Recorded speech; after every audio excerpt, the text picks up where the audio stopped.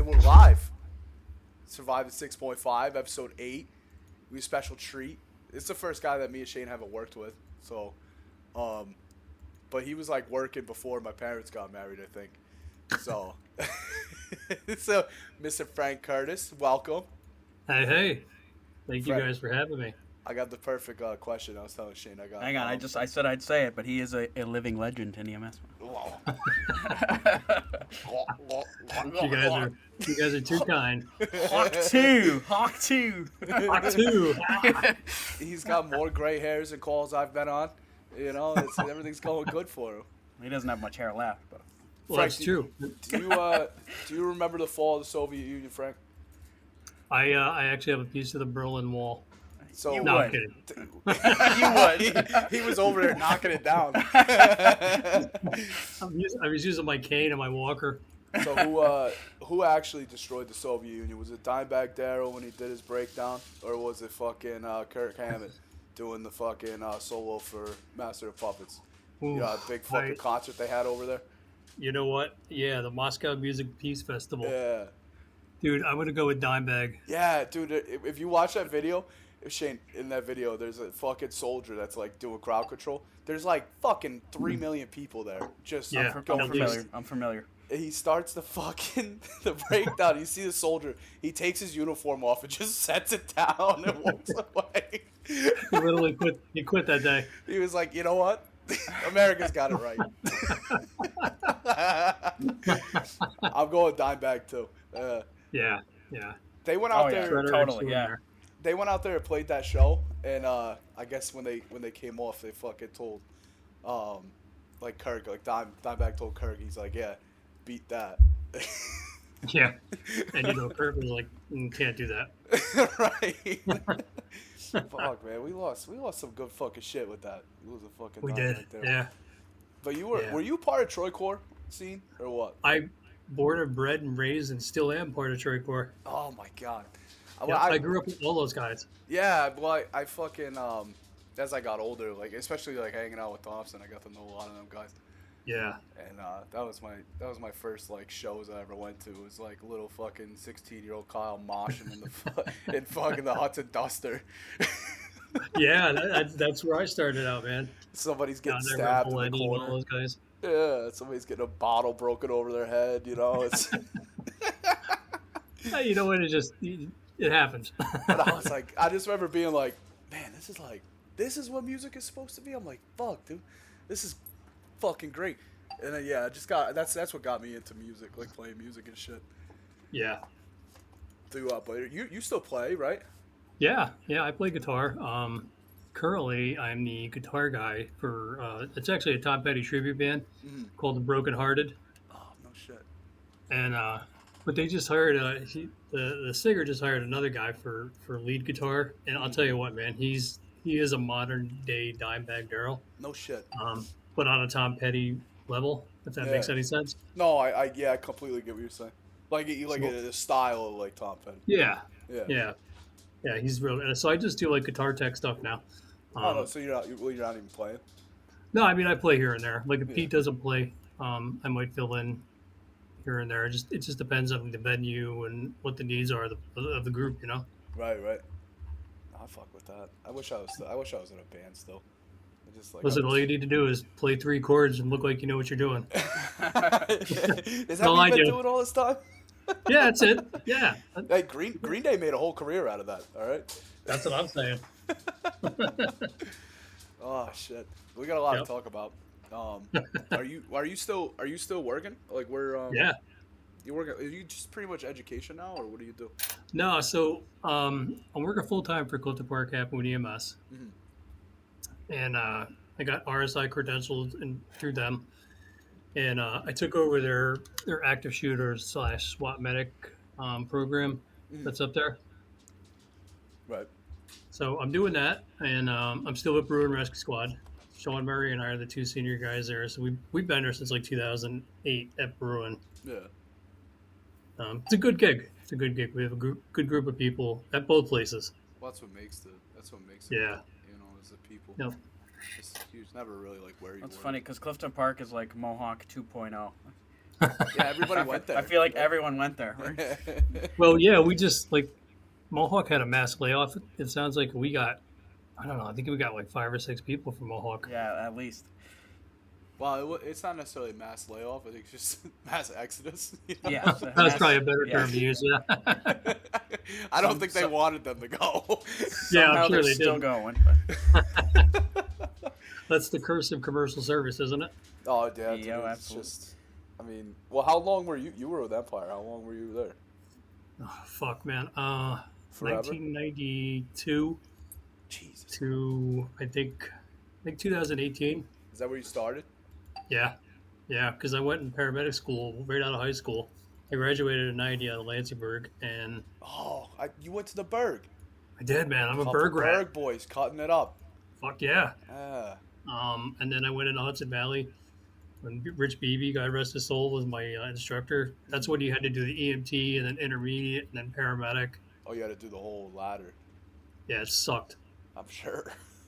And it wasn't like what do they call it now? The Zero to Hero Yeah, program? Zero to Hero. Right. Yeah, I kinda didn't get did that. I kind of did that. I got my paramedic card and then I just didn't go online. That's all right. You You know. at least got your card. You were just some lump of shit just taking a class to take it. Right. It was easy You know to what I get mean? the card, but you really gotta get the experience now too. You know. Yeah. And it's Yep. just like that's what you don't realize it until you're like out there by yourself. You're like, oh shit. Oh yeah, it's scary as hell when you're by yourself and you realize, oh shit, you know what? I am the paramedic now. Yeah, and you don't you don't have anywhere to turn. No, you don't. You like open up the protocol book and you're like, I don't know what's wrong with this guy. Fuck. I'm just gonna start pulling protocols. Right? And then you get like a year and a half in and you're like, I don't know the protocol.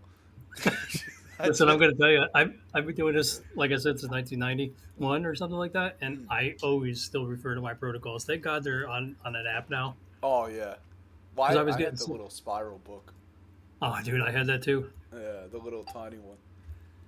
But It was I just, ridiculous. I don't know. I feel like the further along I got, the more I just kind of you know. I mean, like you just start to Yeah. kind of get comfortable with what you can and can't do and Sure. stuff like that. I think what the hardest part is just trying to figure out what the actual problem is. You know, Right. It's that critical thinking kind of sort of thing. That's the good thing, I guess, about the new protocols is like, back in the day, you had to stop at these certain stop lines. And if you had a patient that went into a different protocol or a different condition, you had to call a doctor and be like, all right, so they were a chest pain patient and now they're dead. What do I do? So And you had to strictly stick with the protocol. Yeah, like I'm talking, like, the standard orders we have now, right? So Yeah.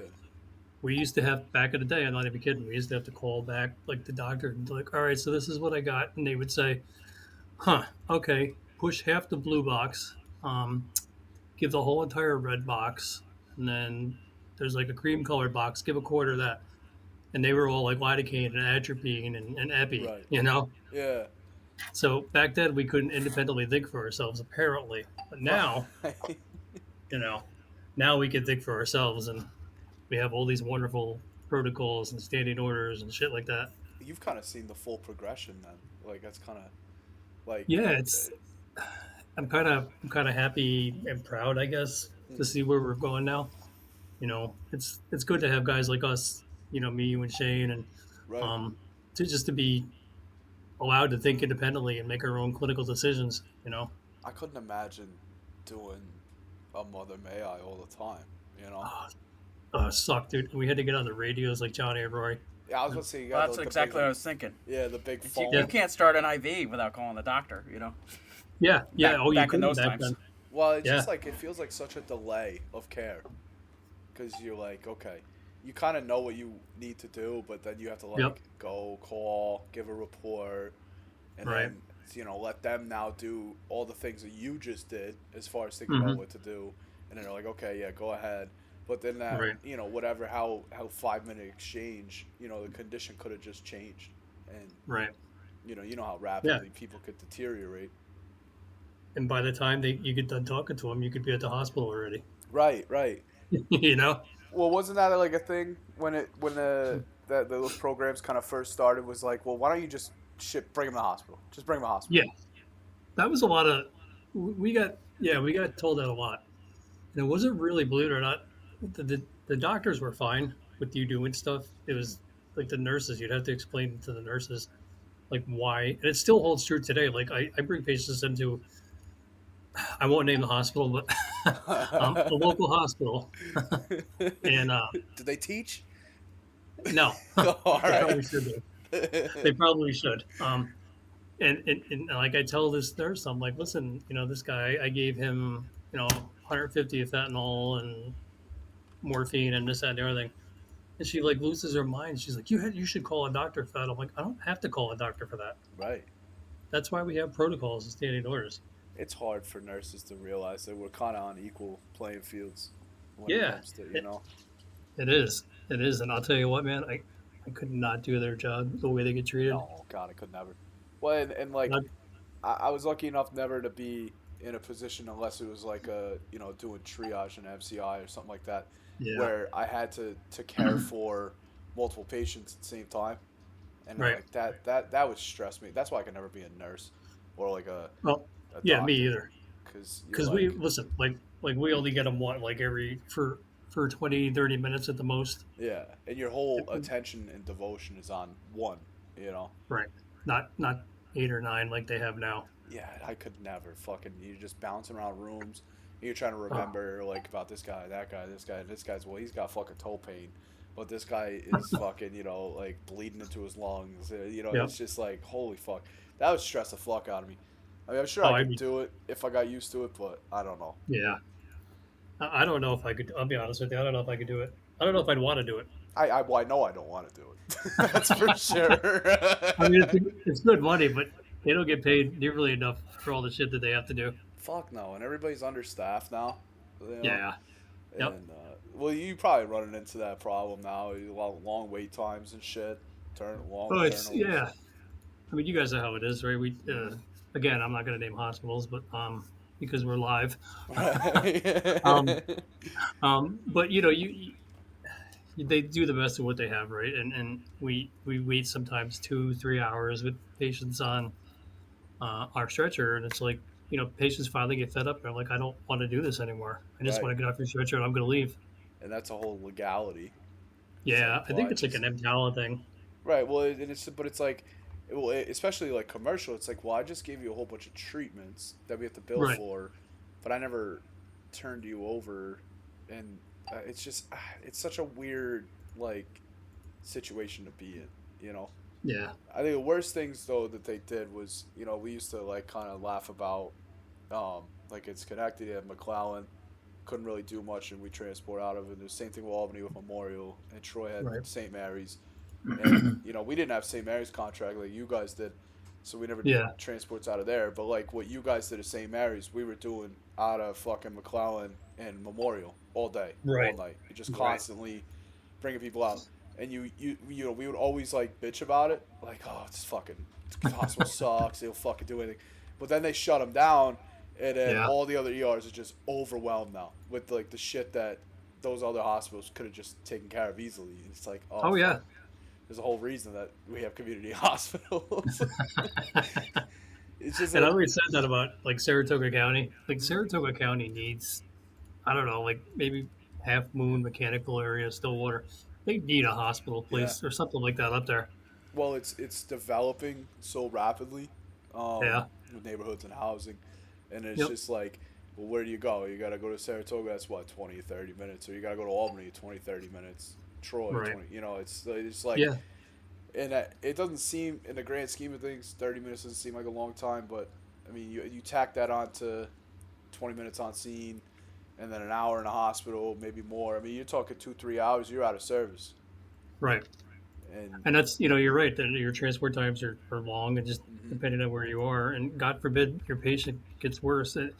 That's really, as a provider, your one true test that you gotta be real confident in your skills and be good at your skills, right. because you got a 30-minute ride ahead of you, and you can't just we have the luxury where I work now that most of the time we're double medic, All but perfect. Yeah, but it doesn't do me any good if the patient crashes and the other medic's driving, right? Yeah. Well, and like you guys also kind of have a system too where, um, you got supervisors in car or not cars, but like Yeah. I guess fly cars and shit, right? If there's something bad. Yep.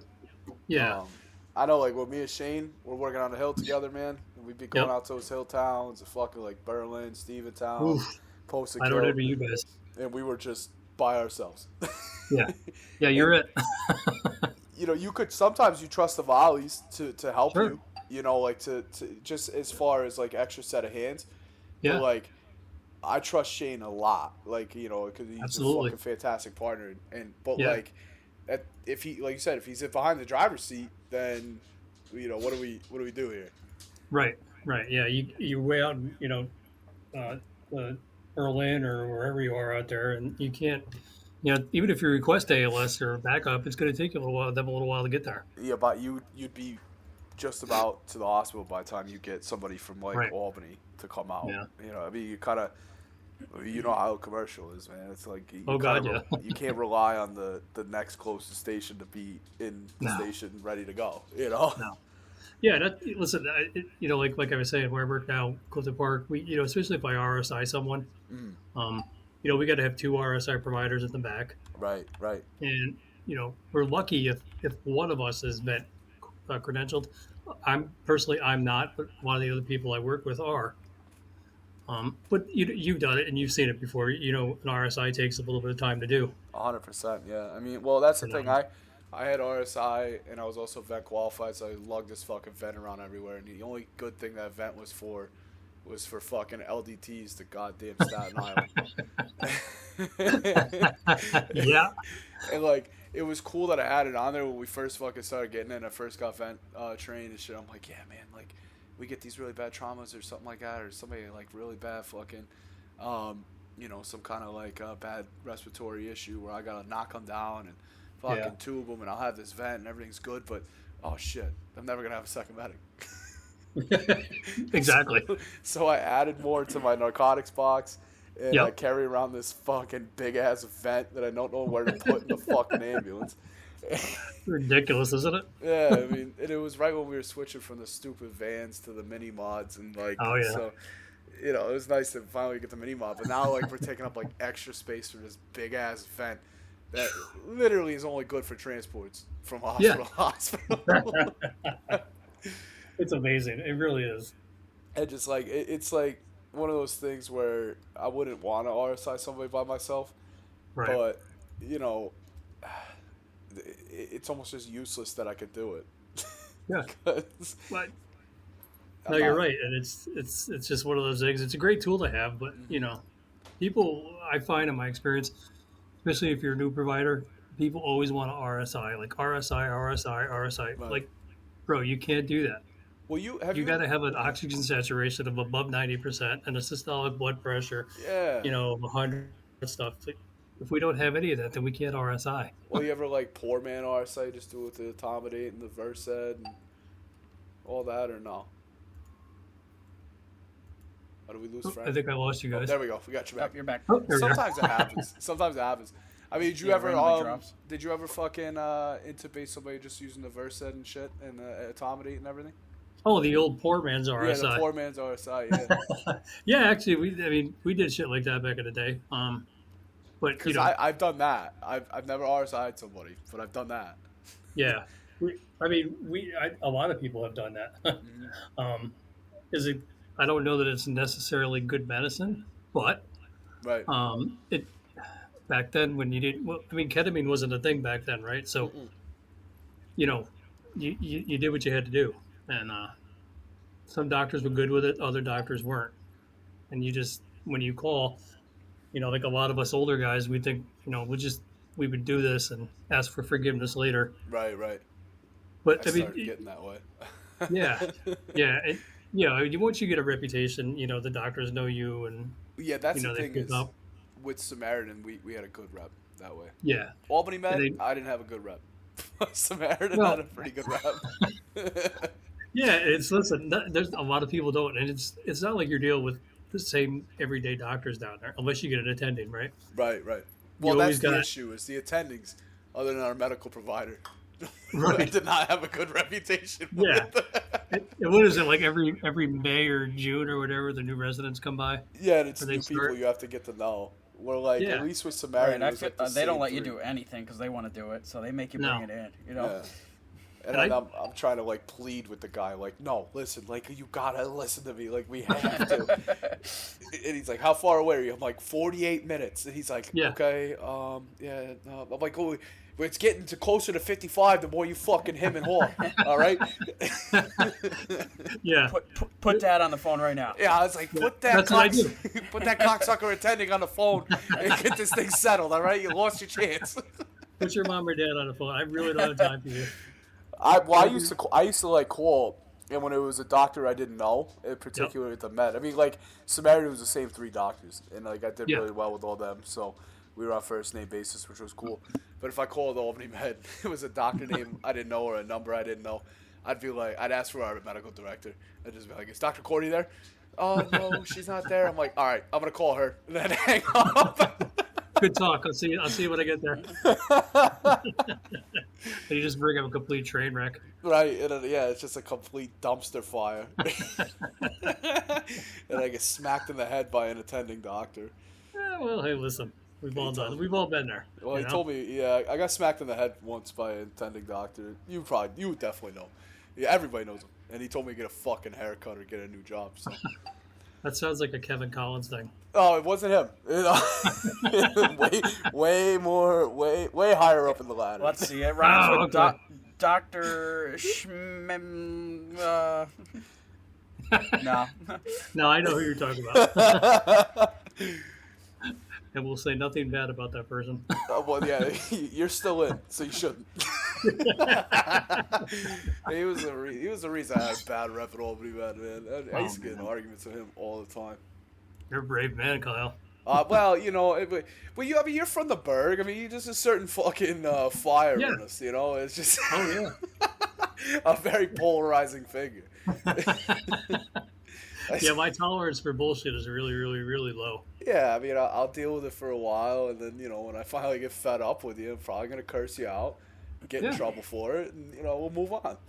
Well, and that's exactly, and I'm training myself to be a better person. I know this is probably going to be hard for you guys to hear, Yeah. but, and anybody else listening, I'm trying to be a better person in this job because, like, the days of, like, saying shit to people, you can't do it anymore. No, Especially because we're probably going to go to body cams. Really? Yeah. Wow, that That's- almost they feels had like a them- HIPAA thing, dude. That's my concern. And I was like I talked to some people I work with, and they're like, well, it's a one-way consent thing. I'm like, I don't know what that means, but Yeah, I don't understand that. yeah, like, That's so I mumbo jumbo. yeah, and they had them before, and they were using them. I think they were using them just for a QA perspective. Right. Well, I like the Which is premise of it because it's good. Because Yeah. you could pull up like, okay, Frank, you went on this really bad call. We're gonna do a QA/QI meeting with Right. all the medics, you know, and you actually get to watch like real time what happened Yeah. instead of read the PCR and hear from you. Right. Like you get to watch like, oh shit, Yeah. like here's what it looked like, here's how they presented, you know, and you get to see almost through your eyes Yeah, the call, which and is it's good, and I'm down for However, it. Right. it's just I would whatever. have got fired 5 times over. Could you imagine if we had fucking body cam, No. Shane? Oh my god. No, We no. wouldn't even be doing this interview right now. I would be in jail. I'd fucking I'd have a life sentence right now. I'd be on 5 life sentences. Allegedly. Oh, dude, Allegedly, right. if me and Ryan Thompson or me and fucking Adaji had a fucking body cam on when we were down in Albany. I'll tell you what, man. I work with Thompson a lot, and he gives 0 fucks. No, he doesn't, man. I Adaji- gravitated to him so quick. Man. We both Yeah. loved boxing. We both boxed for a while, and then we got to know each other. And like I didn't like the guy at first, Yep. but I hate everybody until I like him. So that's Sure. kind of an issue I have. Same. And but it didn't take long with him, and then we just started jiving, and then we got scheduled at 24 in Albany every week, every Wednesday. So I'd pick him up from his ma's, I'd drive down to work. We work 24 hours. We fucking hop in my old shitty ass Jeep Wrangler, crack a few beers, drive to Yep. the drive to my house. We'd fucking drink till we fall asleep, wake up, like, oh, all right, Ryan, time to go to the gym. Jesus Christ. We were always getting in fights with firemen Oh yeah. and shit. Like, that's the thing. Like, if we had body cams, there'd be no more, like, telling a fireman, like, yeah, I'll punch you right in the fucking mouth if you want to keep running it. There's nothing you could do about it. Thompson and I used to bounce together, believe it or not. Where? Over here, there's a bar. It used to be in Waterford here, called Whiskey River. Oh, that was Matt Kent's fucking mom's place. Yeah, and Yeah. then like Rich Roberts. I don't know if you remember Rich Roberts or heard of Rich Why does Roberts. that sound familiar? No, it does He used sound to be familiar. the singer of Brick by Brick. Oh, yeah, that's where I know. Yeah. Yep. He used to get in on it too, and yeah, it was never a good thing when all three of us were. I bet, dude. It's a fucking absolute shit show. Yeah, fucking Whiskey River, man. We used to hang out down there when we were fucking young. Because, Matt's mom used to own it. It was right down there on what is that? Is it Broad Street, the fucking main street there? Broad and Second. Yeah, it was right there by the bridge. I think it's a tattoo shop or a smoke shop now. I think Like you so, can go in man. and buy. Yeah, it is. Like When Palooty Udi Udi was living with Shane, he was working there as a fucking cook, I think. Wasn't he, Shane? I don't know. Was I that don't when you remember. guys were living together? He was working Probably. there? He was working in the kitchen for a little while. I remember that. Was he He's really? always got 5 jobs. Yeah, he was. I think it was before he got into EMS. I don't know. Oh, It was a long time ago. No, when he He's lived always with me, been a hard worker. he was working at the Hawk. Oh, so maybe it was because remember he worked there for a bit. And I remember he was working in he was working at Famous Lunch for a little while there. Definitely that I remember. Yeah, I think he was Jesus working at Christ. both of them at the same time. Me and Wow. Shane. He's gonna listen to this, so he'll correct you. Me and nothing Shane, but love, bro. Me and Shane used to work. He's our biggest fan. Yeah. We used to work the Famous Lunch fucking counter quite a bit when we worked together. So. We worked them dogs down. That's what Yeah, well, Frank. Wow. Well, here's a question, man. Because you're a Troy boy. Is it famous or Gus's? or Hot Dog Charlie's. Or we could throw Hot Dog Charlie's in there too. The one on Second Ave, or I guess the one in Waterville Elite too. But this is, I'm going to judge you hard on this. You are right. Oh, yeah, I would expect you to. This could be the end of the podcast. I might just get cut right off here. Well, I'm going to throw Hot Dog Charlie's right out.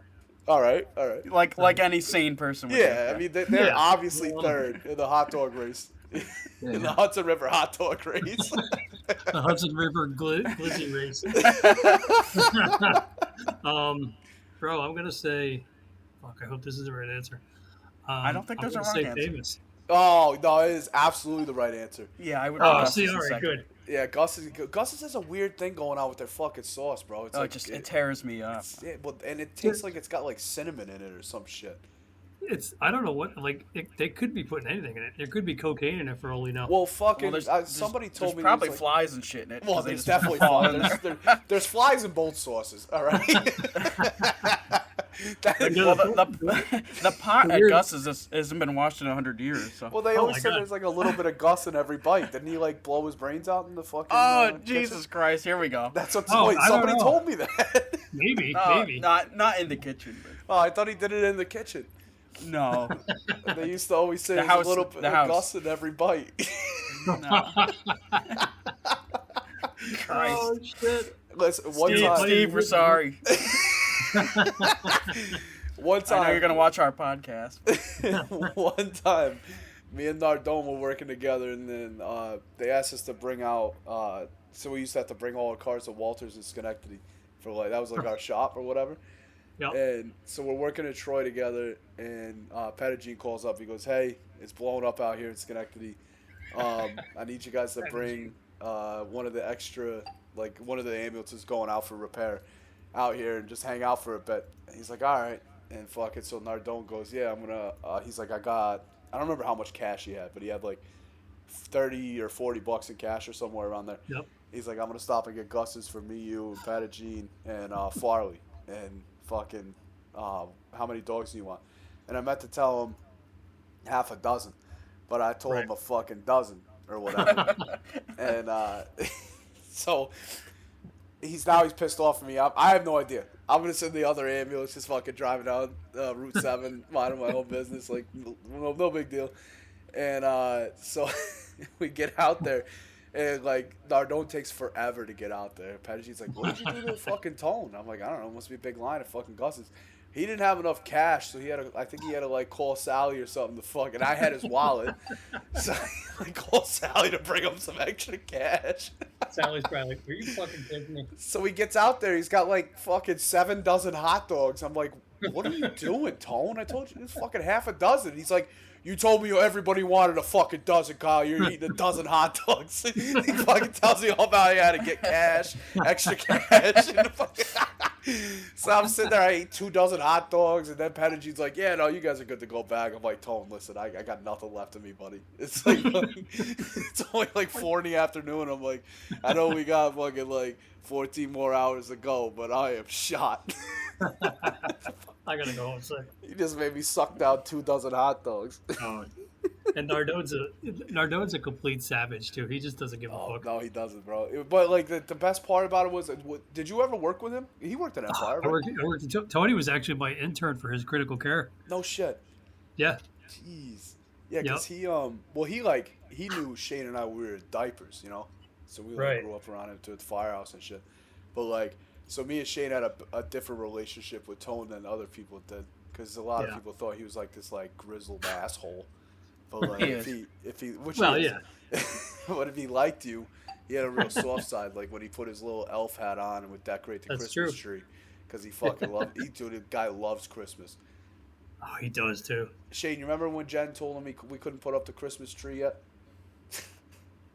No. Oh my god! No. Fucking Jen said that she was buying a new Christmas tree and we couldn't put it up yet. And blah blah blah. And he's like, "If that fucking bitch thinks I'm not putting the Christmas tree up on December 1st, she's got another fucking thing coming." I could hear him saying that too. And when he would get mad, the only thing he would move, it wasn't his lips, it was just the mustache. So he was talking out of his mustache, you know? One of my favorite players. He's and he's got a great mustache. So, Frank, what got you? I guess we'll go to the beginning. I guess. What got you I wanted to ask this 20 minutes ago. Well, I'm sorry. Let's go way back. I'm feeling about hot dogs and fucking Pantera. Yeah, I'm sorry. Way back. No, man, it's all good. Before I was born. Yeah. What got you into this? Were you So you started as soon as you graduated high school. You started in on it. Yeah. Did you have family or something, or? You know what? Oddly enough, I'm going to say just like everybody else that's my age that got into this job, I was watching those emergency episodes with Johnny and Roy. No shit. And Shane, I'm going to kick it back to when your dad and I were young. Yep. We used to be total whackers, like and like with the scanners on our hip. We would show up. Yeah, you got to grow up sometime, right? Wait, hang on. Are you telling me it was you and Turtle running around chasing fire trucks? Listen, no, not me and Turtle. There's so many people that don't know who Turtle is. They're like, "What the fuck are you talking about?" Oh, that's allegedly, he was an arsonist. A Troy legend. Yes. A city of Troy legend. Yeah.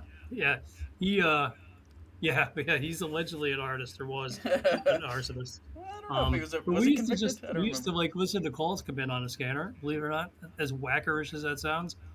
And we'd hop on our BMX bikes and like, especially if it was a working fire or something, we'd pedal our fat asses up to the fire. And that's how we met some of the guys. And then I got into it after that. And Eric Cruikshank was like, instead of following, you know Eric. Yeah, he was my paramedic instructor. Dude, it was him and Don Kimmy. I remember it was Don yesterday. Kimmy too. I worked with him too.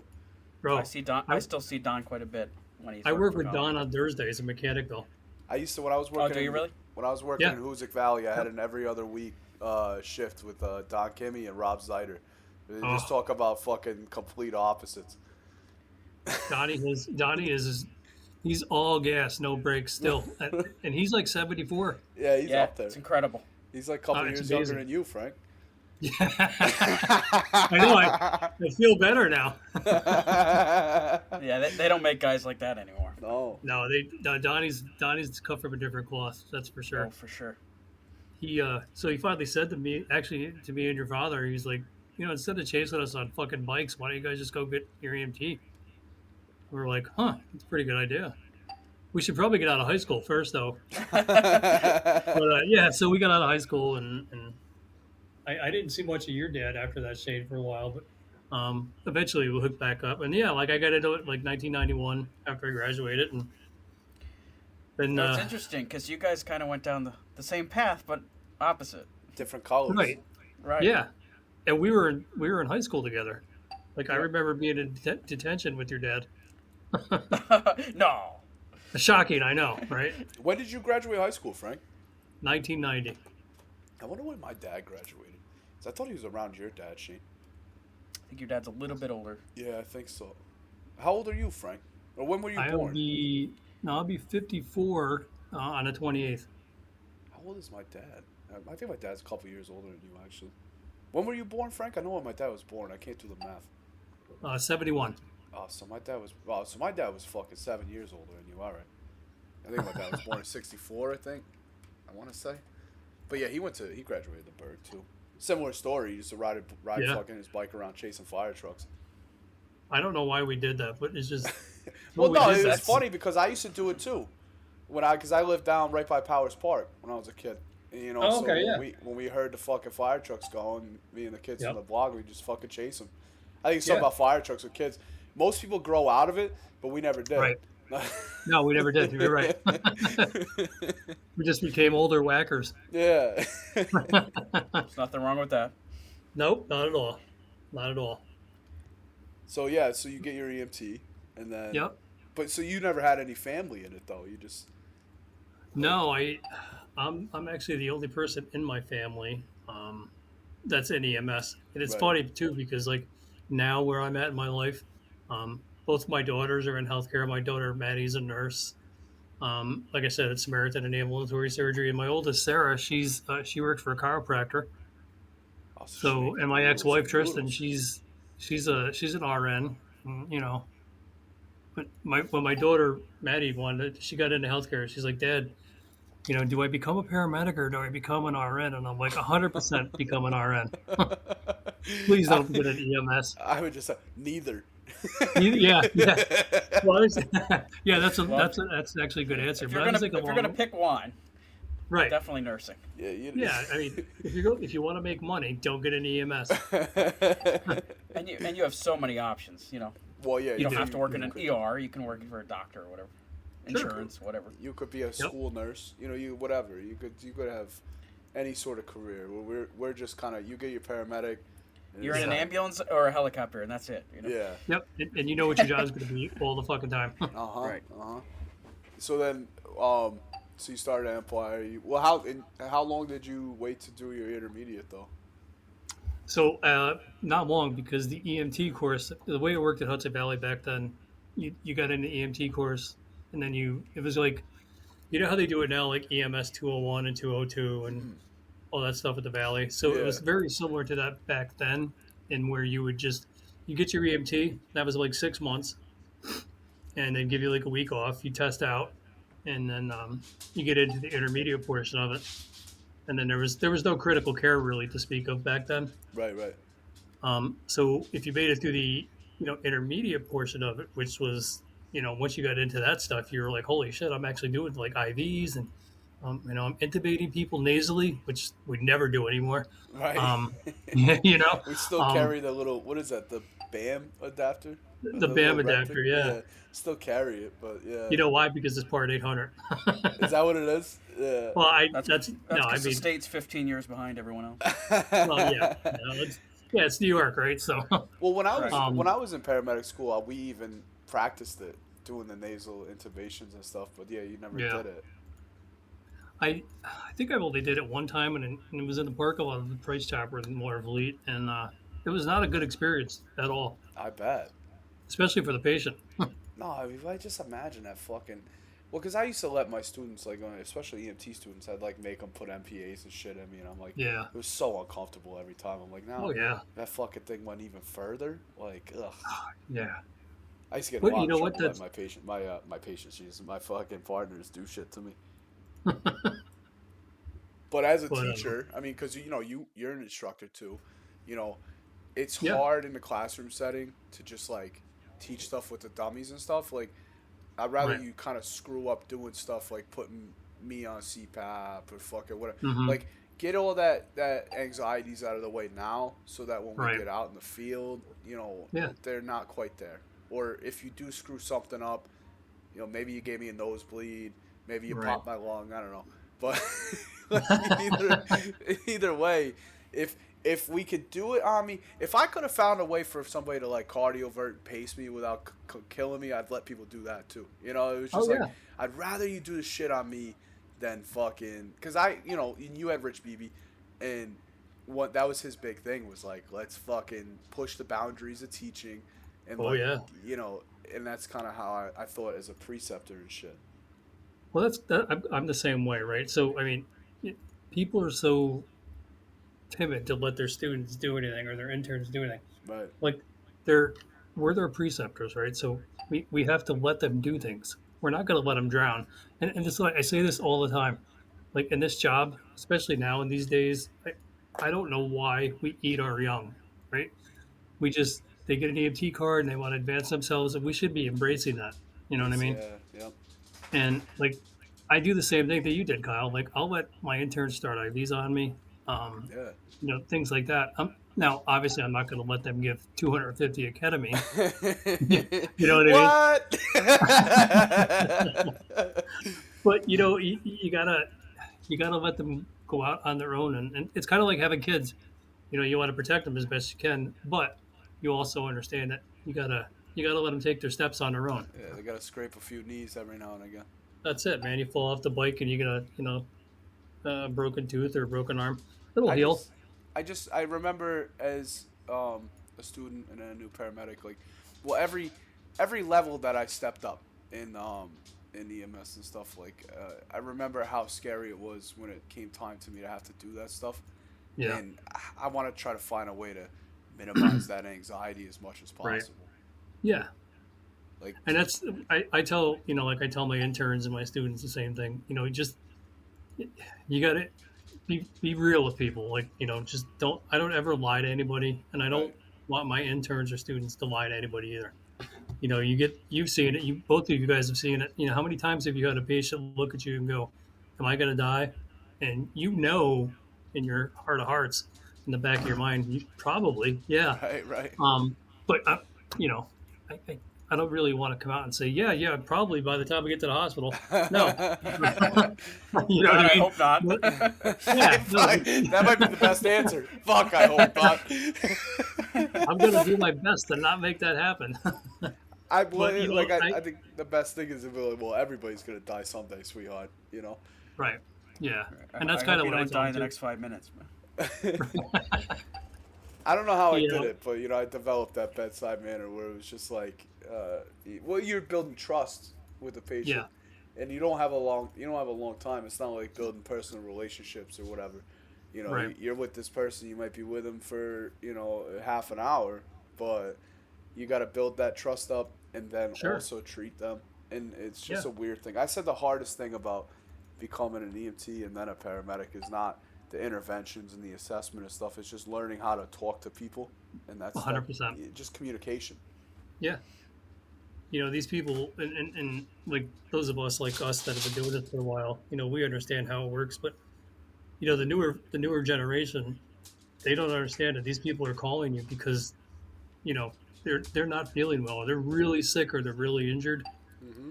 and it may not seem like an emergency to you, but it is to them, you know. Right. And Every day, every call you go on is probably that person's worst day of their life. yeah. Oh, of course. And yeah, we get our frequent flyers Yeah. like we all do. But again, I don't know how many times you've had your frequent flyer. That's like the little boy that cried wolf, right? And you're like, oh, he's just drunk again, or he probably OD'd again. And you can't. That's a shitty attitude to have because you're going to go there that one time, and they're going to be really, really sick. Well, You know. I've definitely seen that happen. and for Yeah. me, like, because a lot of times the frequent flyers you get, especially in the cities, I don't know Yeah. how much it was in Cohoes, but you worked in Albany, right, Frank? You guys had like the. We or was did.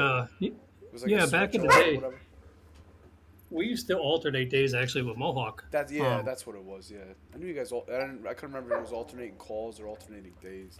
Oh, I mean, Cohoes, anyways.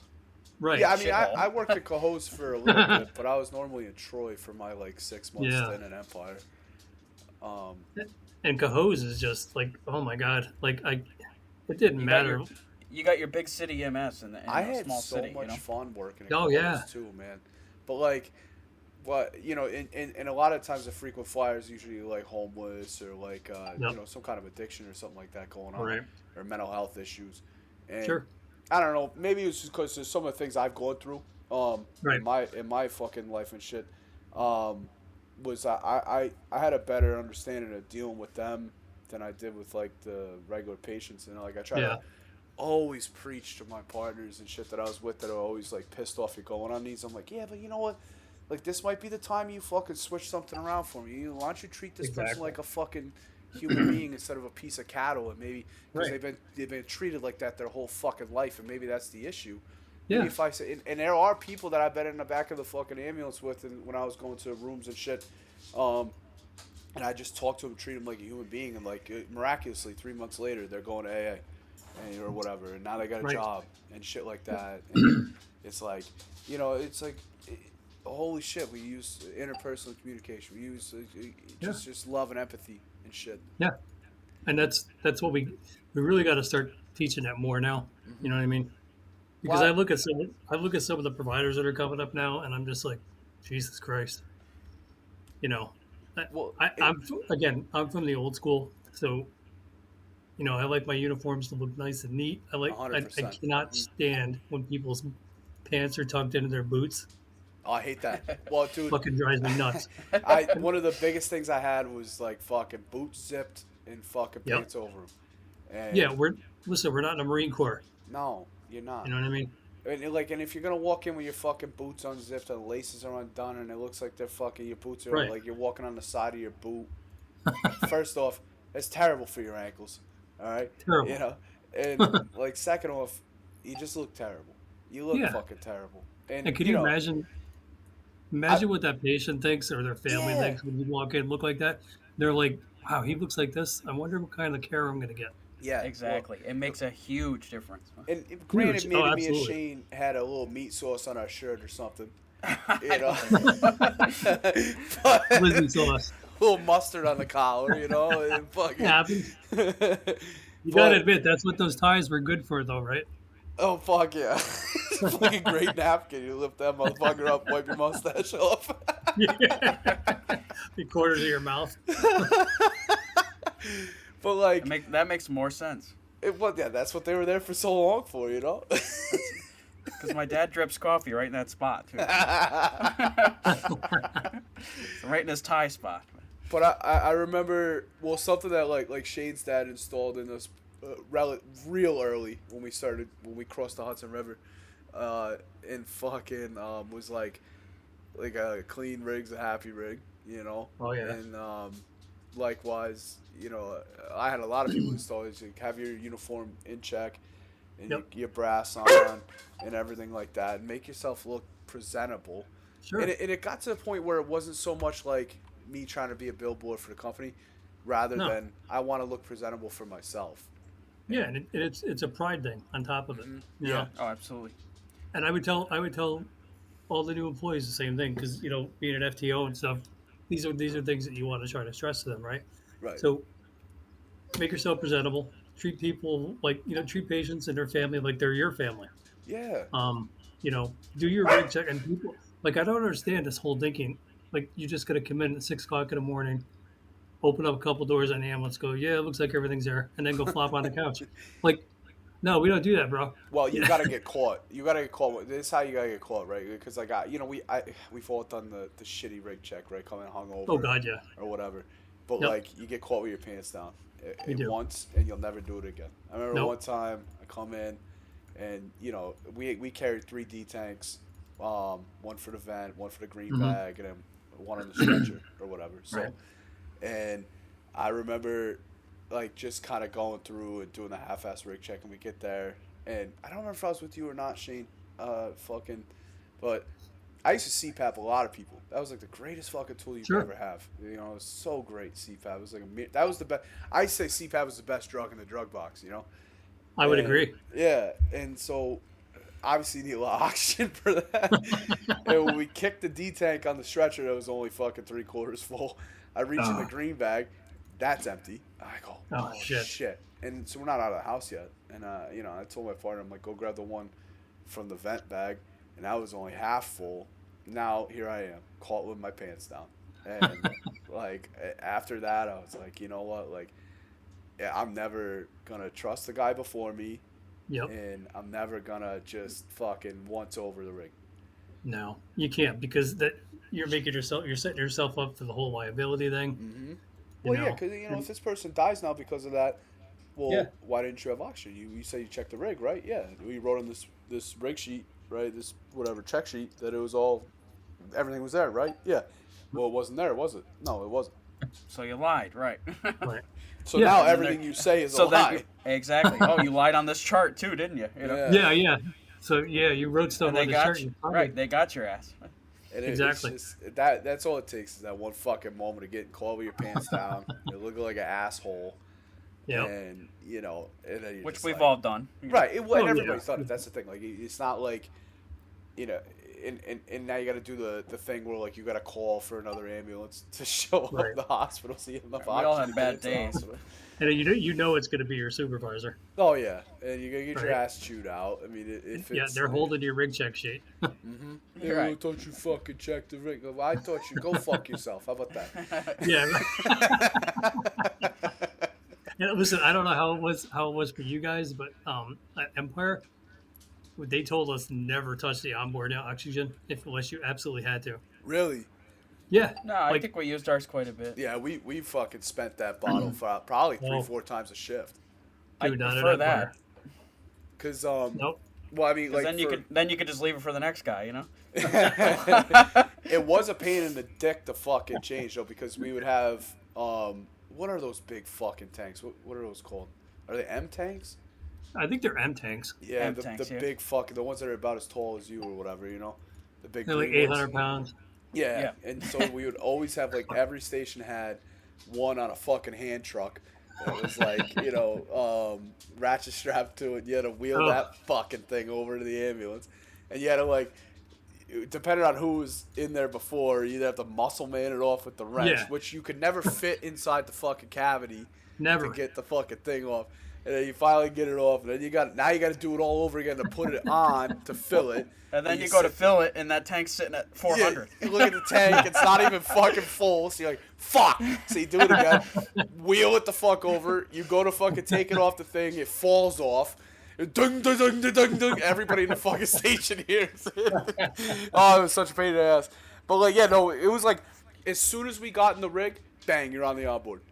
Because, like for us, they weren't, were they ever sticklers about us using shit? Shane? OB kits, maybe? I don't know. No, never. I don't think. It was, yeah, I don't think there was much that we... No, I never ever got shit for using equipment. Yeah, we were pretty good about, I mean, now when I started doing restock, when I became the restock stock supervisor, I started giving people shit about using shit. What I did was like, hey, maybe on an ALS level, they'd be, stop using so many IVs. What I would tell them is, hey, when you go over for zone coverage in those other stations, start taking restock from there. Then I would get shit from fucking those regional managers. You need to start taking restock from your own shelves, blah blah blah. Like you guys want my fucking. If they ever let us back to the station, right. You want my Brunswick Cruise in Albany, then they're gonna fucking restock in Albany. You're gonna get what you can get. Right, but they never really shit on us for. It was just, I think the auction thing for us not using it was more laziness if we didn't want to fill it up. Well, there was that too. For sure. I know that they used to frown on it. Well, let's put it that way. There was people. There was also people that like just had no idea how to do a cascade system either. So right. Yeah, and you backfill the system. Oh my god, they'd fucking equalize all the tanks every time. Yeah, and I would always. I check the bottle. It's not rocket science. Well, like I every time I'd ask the person. So like Central Ave had 5 tanks, Quail had 5 tanks, Brunswick had 3, Troy had 3 or 5, somewhere around there. And they all had numbers on it. And I would ask every person, like, what did you think the numbers on the fucking M tanks were for? And they're like, and I'm like, because there's only fucking one way you could get here. You opened all of them up at the same time. Yes. Yes. What were the numbers for? Oh my god. Which order to open them all at the same time? Right. I was like, what, did you open one and then two and then three? Like, well, yeah, that's what I did. I opened them up in that order. I said, well, you didn't close the other ones? Well, no. I was like, fuck me, dude. None of you guys learned about osmosis? Because this is what you're doing here. It's basically what you're doing is equalizing, you know? My first fucking few weeks as a supervisor was fucking hell. Dude, I can't even imagine. Like, that's how it was for me too. And I'm just like, if you ever wanted to see how like stupid people are, get into public safety. Because I was like, I watched some shit go down when I was supervisor at Empire, and I rarely am left with nothing to say. But I'm like, holy shit, we're not going to make it as a society, are we? It was just right? like, because you can't figure out the most simple of things.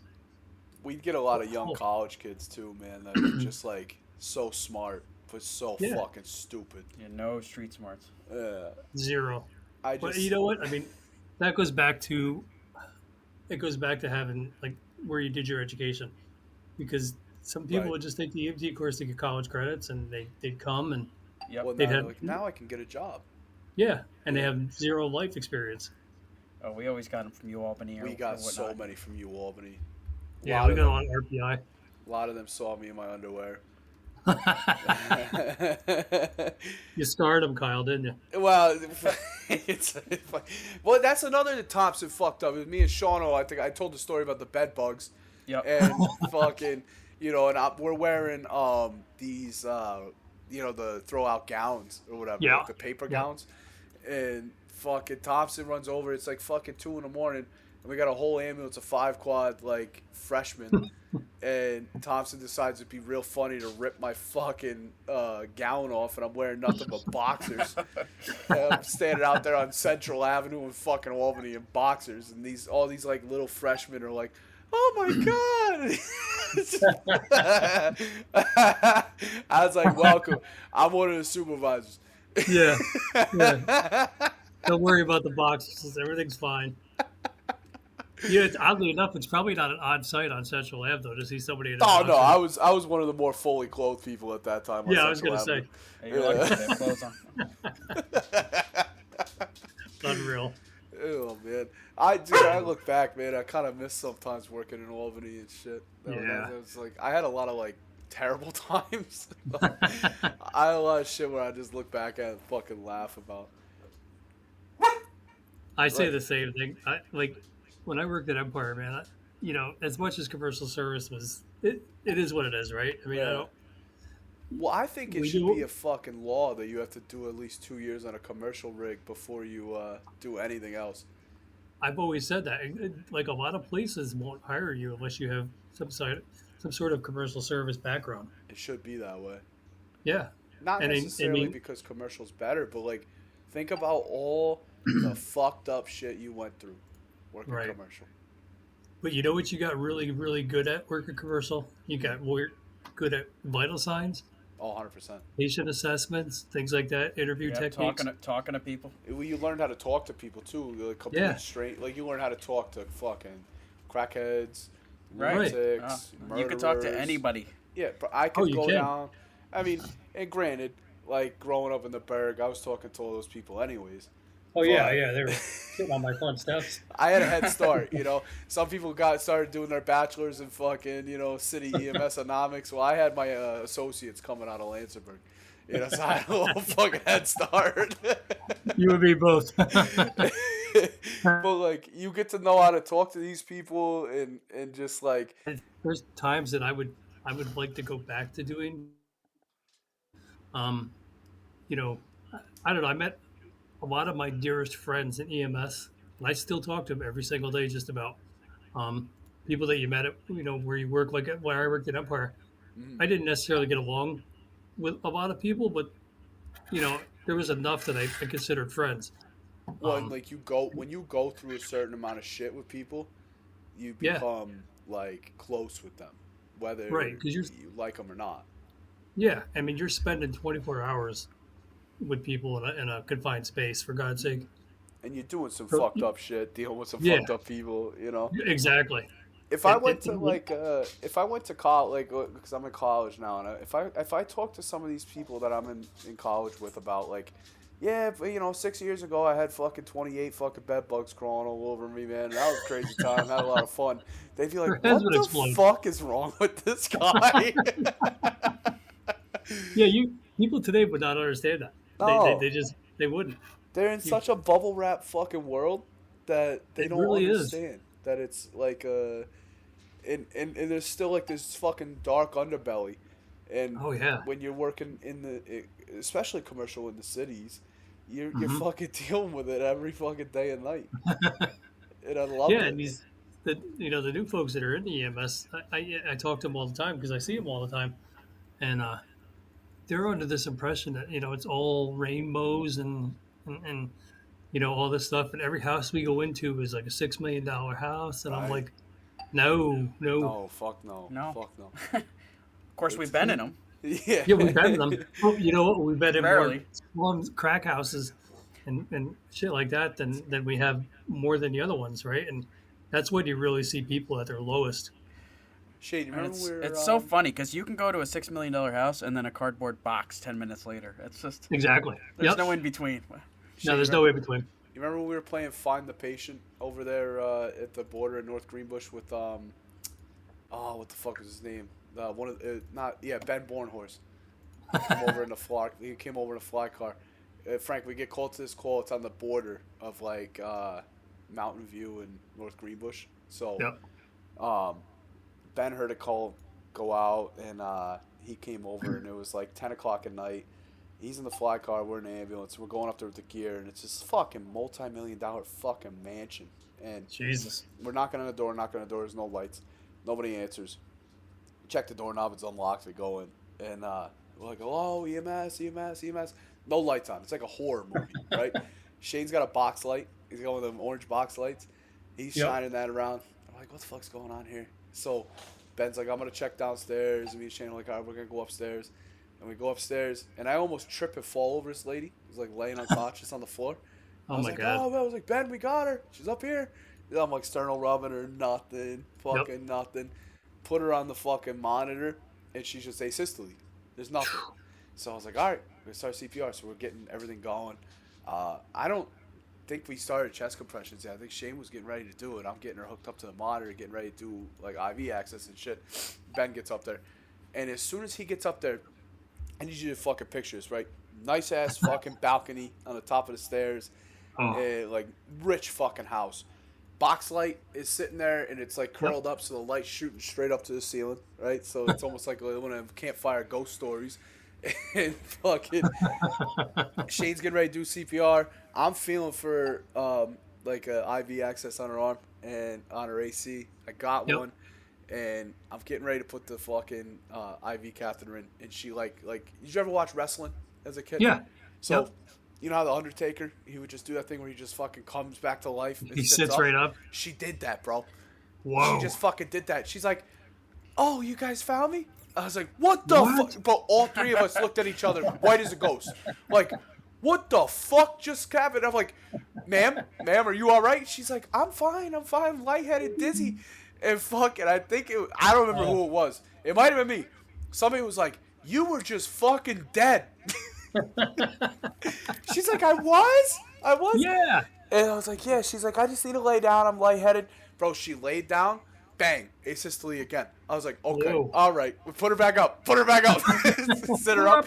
She comes back. She had like a heart rate, real slow heart rate. And then all of a sudden it just sped up. She was rapid AFib. But that was one of the freakiest fucking things I ever went to. And it was multi-million-dollar house. You know, if that shit happened in a fucking crack house, I would have been like, all right. Whatever. But this shit was like a fucking horror movie, bro. When she came back to life, I mean, that was, oh my God. I shit a brick, I feel like. Oh, I would have too. This was like three guys, like Benny's fucking, he's got a lot of experience. He's got more experience than me and Shane. And me and Shane, you know, we fucking had a lot of experience. I don't think the three. I've never seen three people with a lot of experience all look at each other with the same look of just like fear.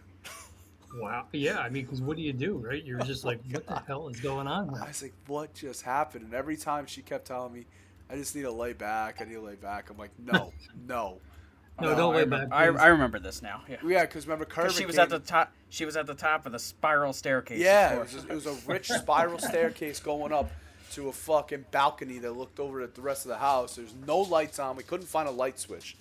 And Jesus. oh my god, it was terrible. It was Post and Kill's banquet night. That Wine and Skill was there. That's why Ben was there. I remember. Yeah. Oh, that's what. Yeah, and it was, Yeah, there he was was no there with the fire volleys. department. There's no Yeah. fire department came. Wine and Yeah. Skill showed up with Benny. And it was just, but it was. I feel like it was just him. I don't, or maybe there was other. No, guys, there I was a don't know. couple other guys that we don't But know. it was definitely the three of us at the top of the stairs, freaking out after that. That's wild.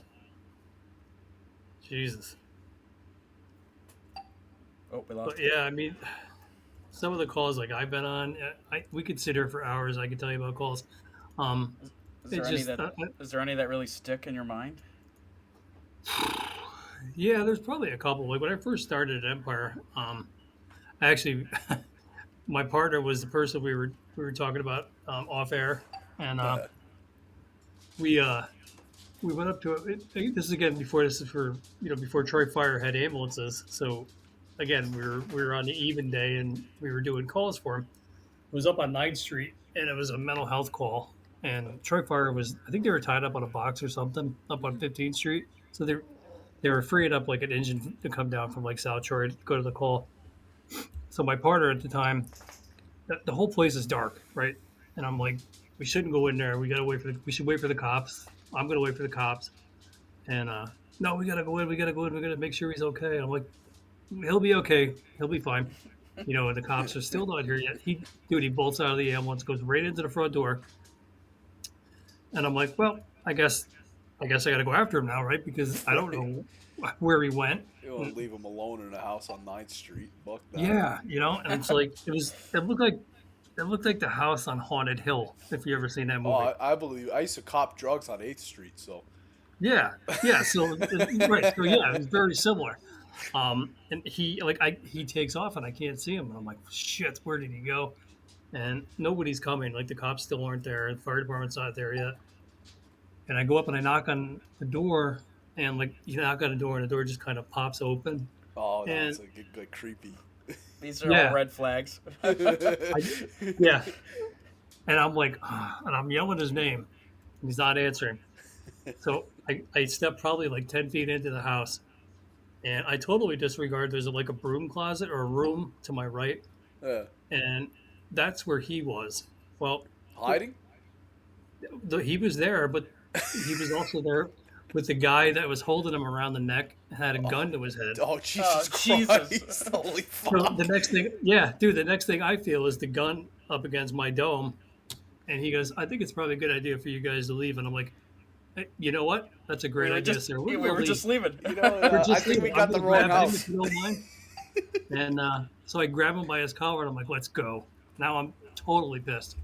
I drag him out and I said, we're walking out. I go, sorry to bother you, sir. Close the door behind us and we get in the ambulance. I go, don't you ever fucking do that to me again. And the police came and we had to tell the police. Now that like the whole SWAT team is here. Oh, my God. Yeah. And then it turned into a barricade suspect. And I'm like, this is exactly why you don't go into scenes. Why? Before the scene is secured. I mean, even let's face the facts, right? Because even if the cops are there, the police are there, sometimes the scenes really can still be unsecured. No, that's how I Right, got fucking... Kyle told that story about the samurai sword. Right? Yeah, the guy with Oh, the Jesus. fucking... He slashed me with a fucking a hunting knife. It was like a 12-inch Jesus. fucking hunting knife. Slashed me across the arm. Wow. I got the best of it. He got me across the arm. And he got one of the firemen on the face. But yeah, he was fucking. Jesus. We get called. It came out as a Bravo psych, and we were coming out Quail Street Station going to Rensselaer and fucking. Yep.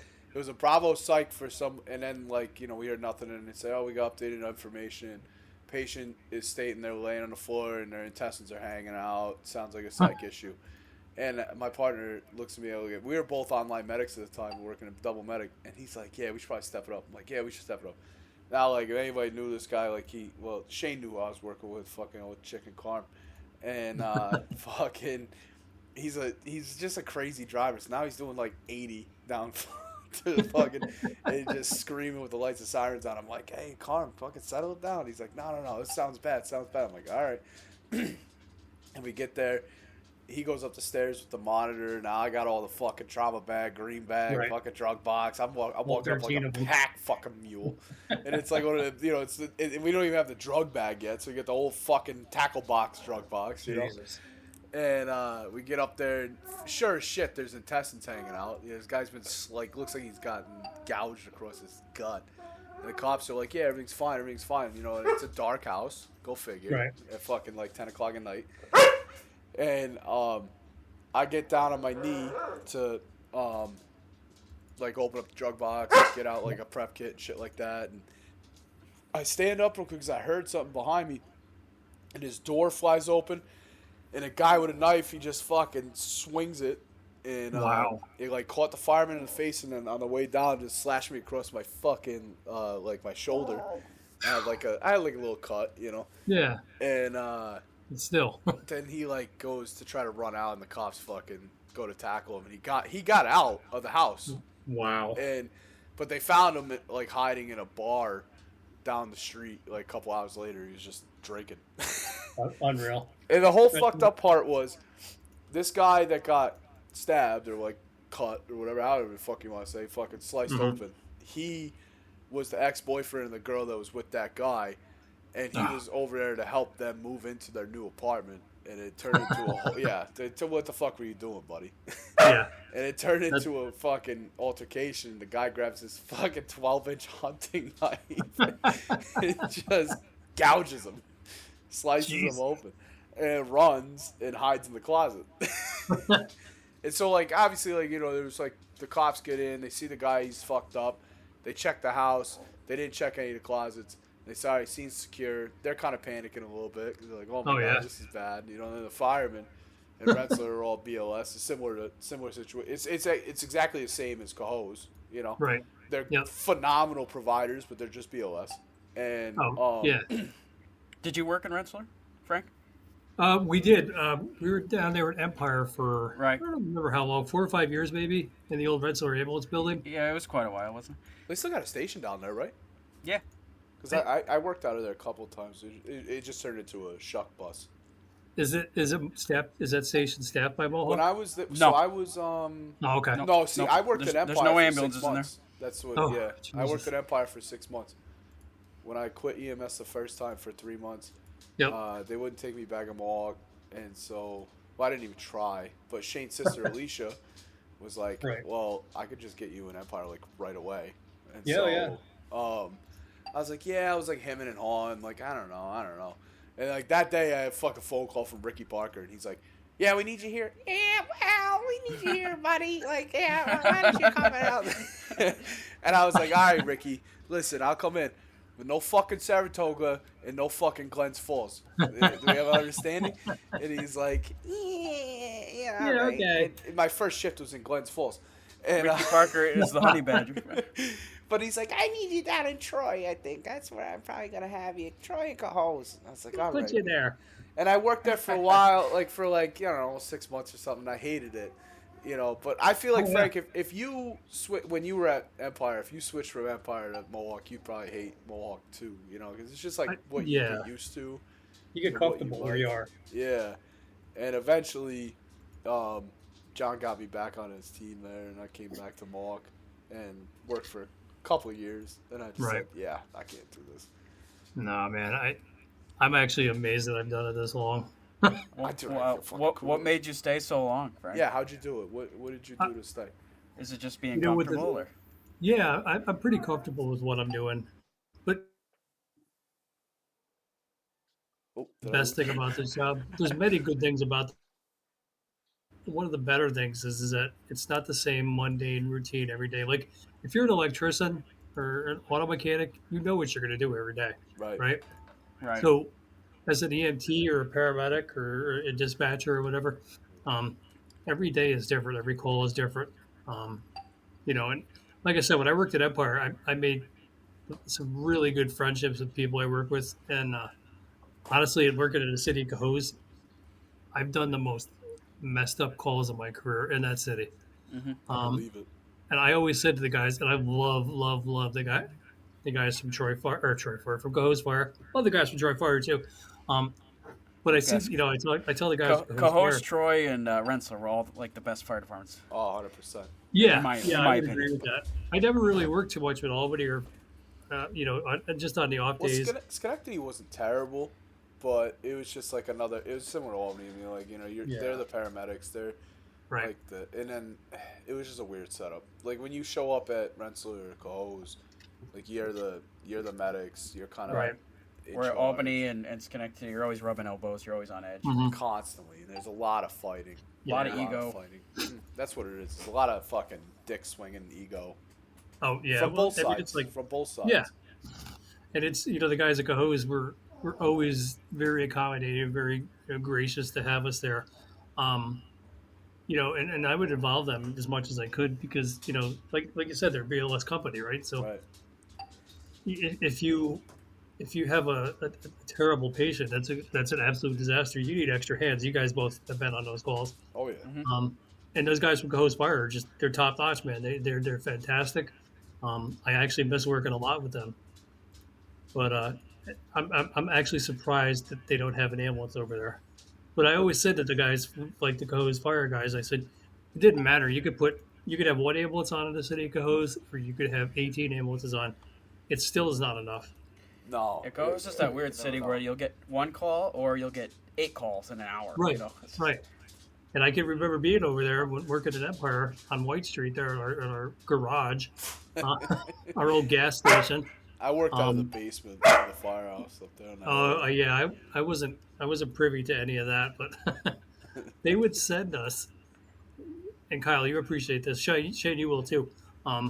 They would send us for ALS intercepts to Grafton from Cohoes. Right. Oh, fucking hell. Like cardiac arrest, and I'm like, it's gonna take. It says 32 minutes to get there. And if this person That dog has no up. chance, if this person has no chance, even at the 15-minute mark. I I'm always still thought those on are the weird, road. those hour responses. Like if I can get there in an hour, they probably don't need an ALS, No, we went on a lot of them. Me and Yeah. Shane. Yeah. Well, there was a lot of times you come out of like so Steventown was a funny one because going from Brunswick or Albany, it was almost a Right. damn hour to get there. And it was always tough for me. Like I'm one of those guys that if I'm coming to you as a paramedic, there's a certain expectation, right, that you as a BLS provider or an EMT, you would at least have your BLS stuff done, Right. right? I mean, I don't think that's unreasonable.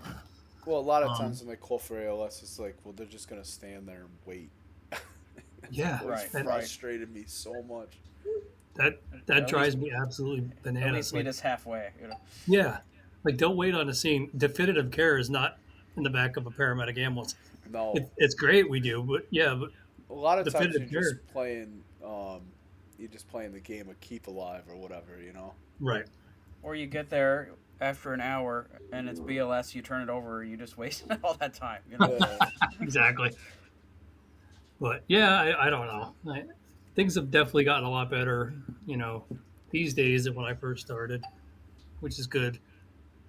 Well, the cool thing about those fire departments, I had it in Rensselaer for sure, and Cohoes a little bit, was like if you had a real bad call, like a lot of those firemen were like willing to ride with you if you just needed the extra hands and Yep. shit.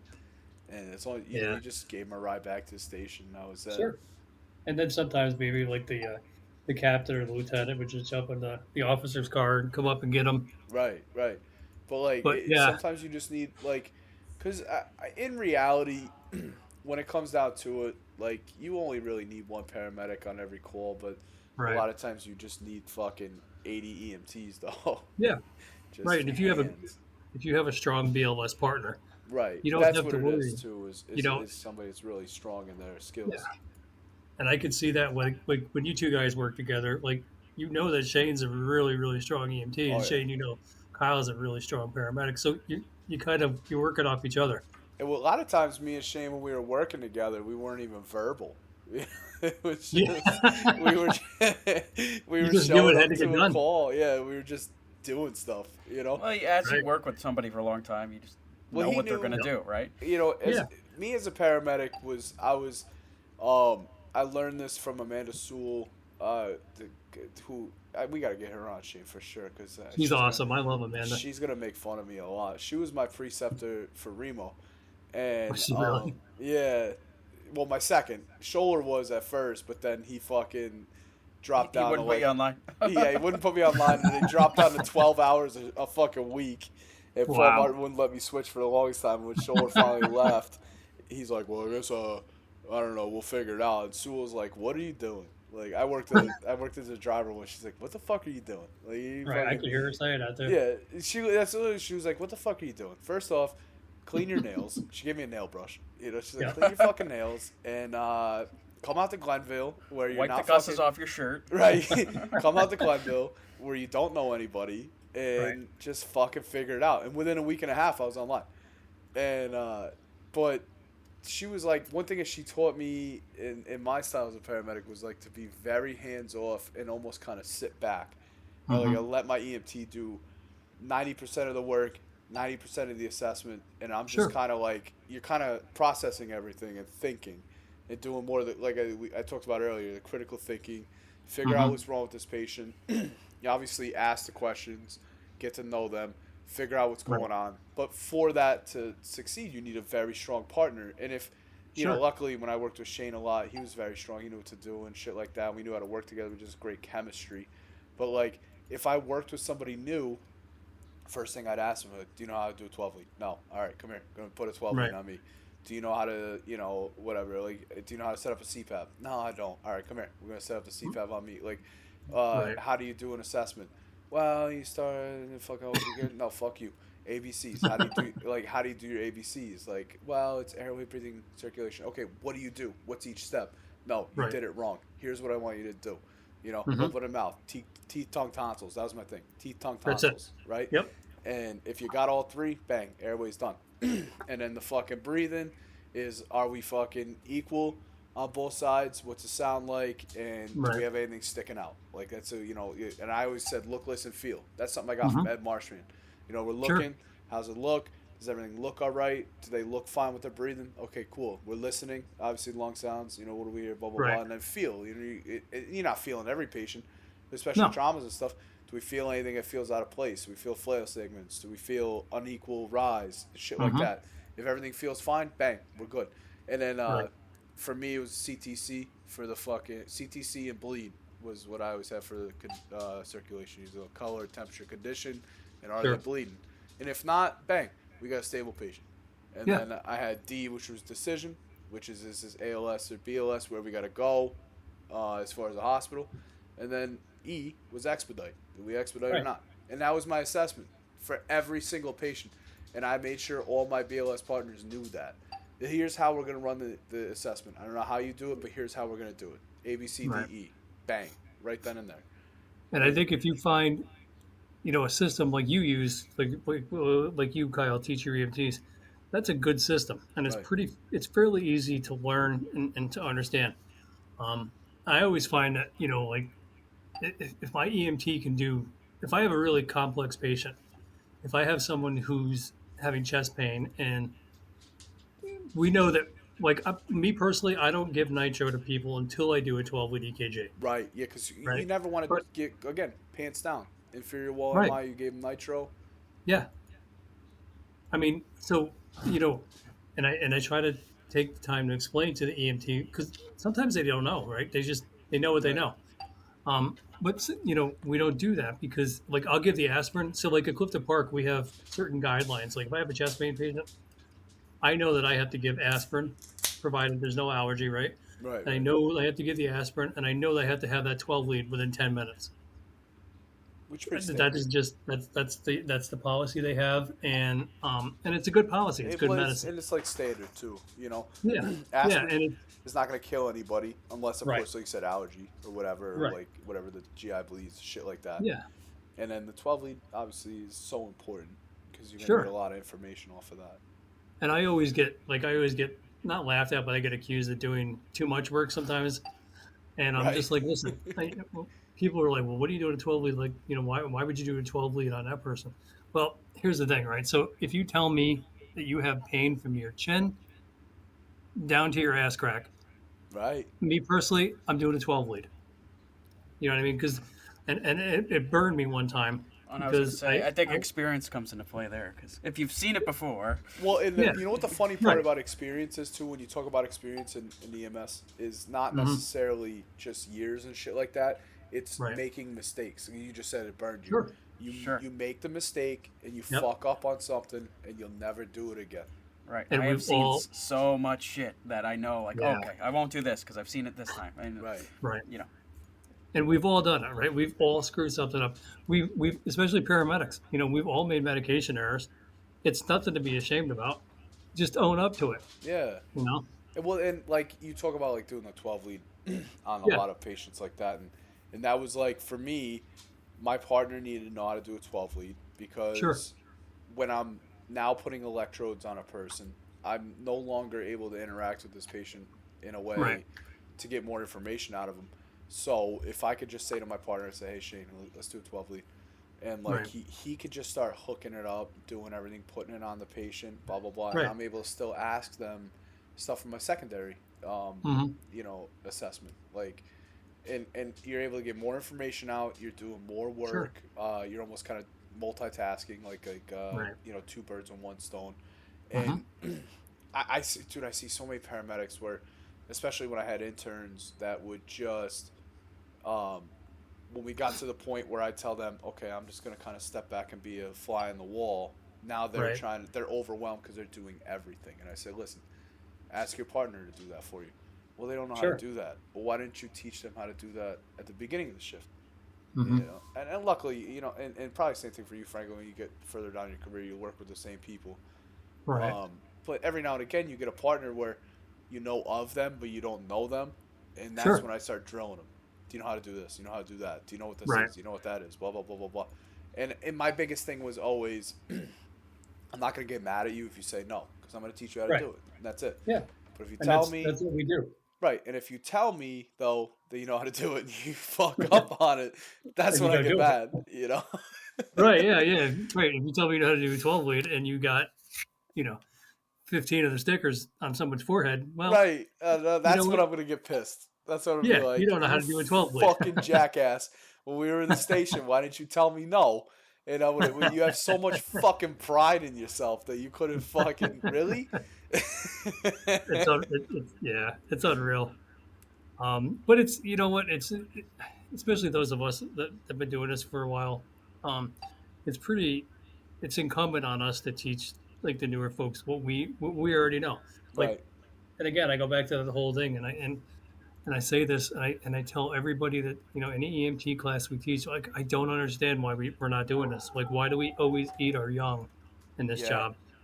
We shouldn't be doing. And it happens. It's not just EMS. It's nursing. It's firefighting. It's law enforcement. Well, I think it's a certain part of when you came up, you dealt with a lot of the hazing and getting shit on and blah blah blah when you were new, and Yeah. then when you finally get to do it, it's like, okay, I'm gonna do it. Yeah, I'm going to beat that Exactly. guy with a shoe, Oh, fuck off with the shoe. You beat one fucking trainee with a boot.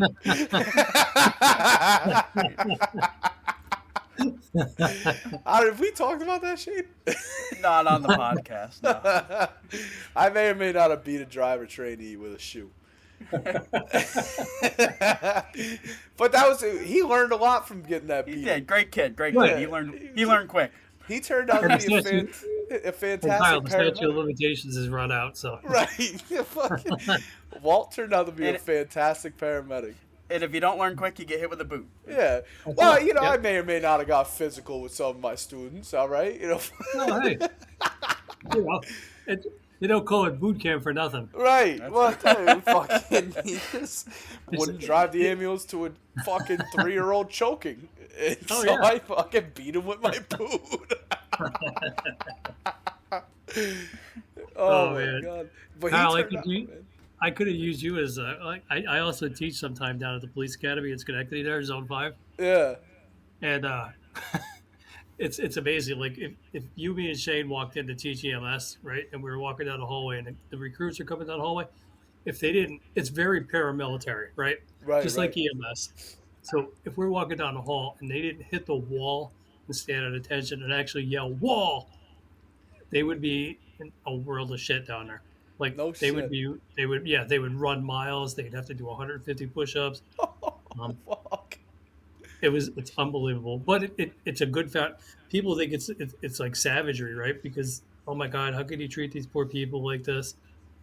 No, but Well, it's we're like training them. yeah, you're But learning. I think that's what we lack in EMS, where fire and police Yeah. excel. Yeah. Well, you earn a sense of Could you imagine some of accountability. the fat slobs doing Oh 150 my push-ups? God. No. Jesus Christ. But you learn a No. sense of accountability when you learn there's a consequence to your action. Exactly. So if you like for me, I never shamed anybody for not knowing how to do something or not being No. confident in doing something. But I would beat you with my fucking boot if you fucking told me you could do something and you fucked up on it. You know? I don't know that. Like, I don't know that I've ever gone to that extreme. Well, you should've. And I know that's probably hard to believe. I know. But like, I've done like uniform inspections on people, and like, in what world is it acceptable to not wear a belt? Number one. Right, right. Number two, put your pant legs outside the boots. Shine your boots. Right. Get a haircut. You know. Well, the haircut thing I'm a little sensitive on. All right. Well, yeah. I mean, I'm a bald guy, right? So I get you guys look good with hair. I don't. No, but like with the shaving thing, right? You Yeah. know, like shave yourself clean. And, Sure. And the boot shine thing was something I just took a little pride in. Well, I don't know if Yeah. it was like that in Empire, but every single station at Mohawk had a boot shining like kit where it had like the yeah. thing where you put your boots on, had everything Sure. you needed to shine your boots. I just Hey. bought my own to shine my boots. Right, you know, take Yeah. you fucking. It's if just you're something that's in my brain. Nobody else in the firehouse shines their boots except me. Well, it's like Right. you're sitting around the station. You got nothing going on. Your chores are done. You know, and it's Right. like, you know what? I'm gonna shine my boots real quick. Just make Right. them look nice. It I takes- shined my boots every shift I was on because I just liked the look of it. Yeah, it's just something that was ingrained. It goes right back to what we were talking about at the beginning of this podcast, right? Personal appearance and professionalism. I mean, how does that family or that patient feel about you walking in with your boots your pants tucked into your boots, not shine, Right. and you know, you smell like you haven't showered in 6 weeks. Which I get in, commercial service is hard to do sometimes. I get that, but take a little pride in yourself, right? And again, I go back to that, like the brand new people, they come in and they just plop in a recliner, and it's like, dude, Oh, I hate that. I hate that. Well, I didn't. Why? When I went to Schenectady, it was very cliquey. It was a lot of older guys. They kind of talked about that a bit, so you really couldn't get away with that. And then Right. even worse, when I went to Quail Street, You John weren't Simmons- even allowed to sit on the furniture. No. Well, that's in Schenectady. You weren't. You could weren't sit on the allowed to. floor. You couldn't sit on the furniture. If somebody if nobody was around the kitchen table, maybe you could sit there to do a PCR and eat dinner. Other than that, you were not allowed inside the fucking living room. You were not allowed to talk. You were not allowed to, like, you sit there and shut the fuck up. And when somebody starts doing chores, you just get up and start doing details. Don't ask what you should do. Don't nothing. Just get up and do shit. Right. If the garbage is full and you're the new guy, take it out. If the fucking Yeah. fridge stinks, you're the new guy, clean it out and then bring it out Empty to it the out. fucking dumpster.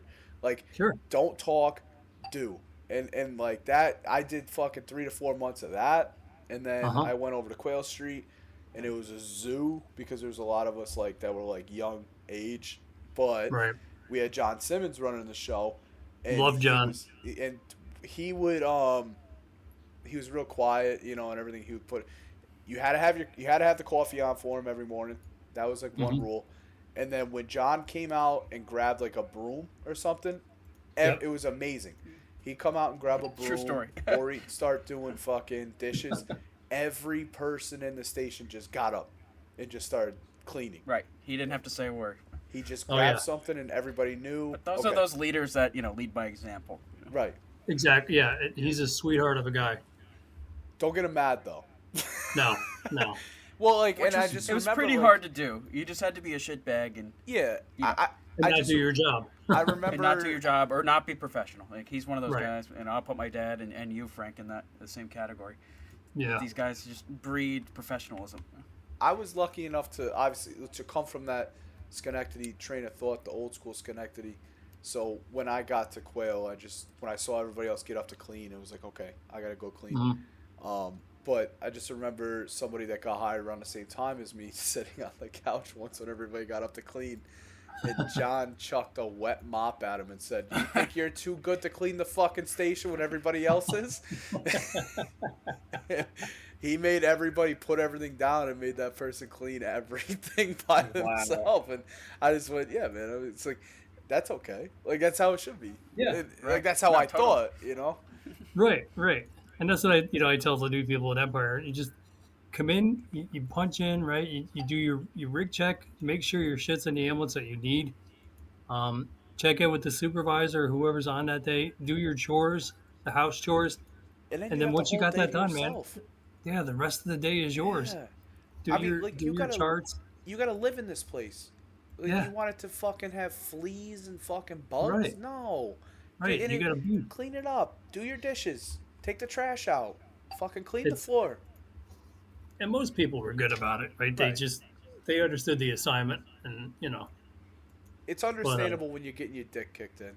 We all know Yeah, that, it like, is. you're gonna have a dirty station or whatever. But right. if you got free time and you're not doing charts or whatever and Right. shit like that, just grab a broom and sweep it up, make the place look Yeah. nice a little bit, and don't have a pile of fucking dishes in the sink.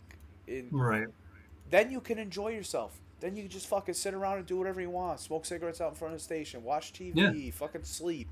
That's all. Yeah. I always tried not to sleep during the day shift either. Right. Even if I was fucking hungover to the extreme. I always had a personal rule that I really tried not to, like, lay down until, like, 6 Right. p.m. Sometimes I broke it in Brunswick, but it was just me and Shane. Right. Well, you know what? I didn't have that rule. No, Shane didn't. Shane would come in. I don't have that rule either. He would do the rig check, the whatever fucking station details. Immediately go to bed. But I always try to, like, stay awake for the day shift, and unless I was, like, beat. But when me and Shane started working together, I started doing fucking crazy shifts of, like, 96-hour shifts and shit, So that's when I was like, I get sleep when I get sleep, Yeah, that's I'm good. not a morning person. See, I even after all these years, I prefer mornings. Oh, no, I'm a reverse 24 kind of guy. Are you? I don't like always waking. was, I too. hate waking up in the morning. I hate it. To this day. Well, I look at it this just way. don't Like, like I it. did my entire career. I did 24-hour shifts. I did night shifts, and I worked weekends. And now I'm at a point in my career now where I have the flexibility and the luxury to not have to do that anymore. And I don't want to sound like I'm better than anybody else, but I've done my time. You know what I mean?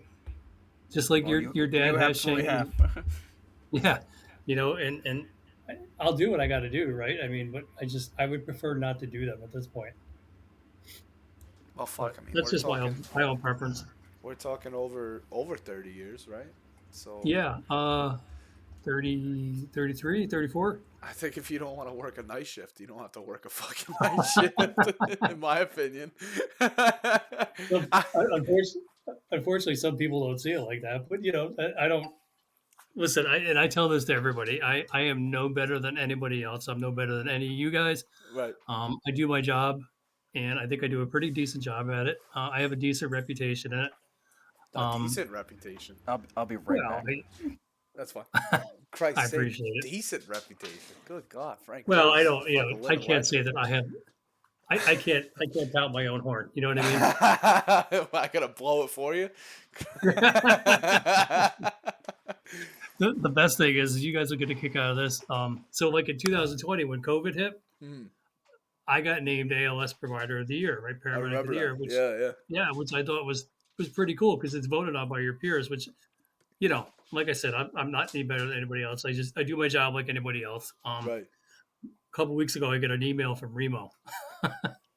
Hey, so we'd like you to come to an award ceremony because we never got to give you guys an award. So it's me and the former director of Greene County EMS. He's with State EMS now, and like 4 or 5 other people. So 5 years later, we're finally getting recognized. You finally got your award. I'm going to do it on the 29th, the day after my birthday. Oh, no shit. It's always coming Yeah. up. Yeah, it's the 29th. Oh, no shit. So I mean, it's cool. I appreciate it, but it is what it is. I'm weird about getting awards for doing my job. You know what I mean?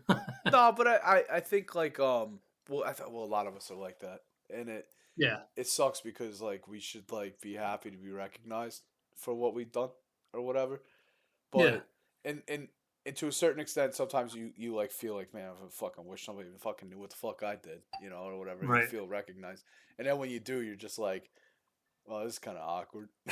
I'm just doing what I was supposed to do. Right. Yeah. I mean, I don't know. Like, do I have to come up with an acceptance speech like I'm winning a Grammy or something? Oh, you should. You should go up there and fucking.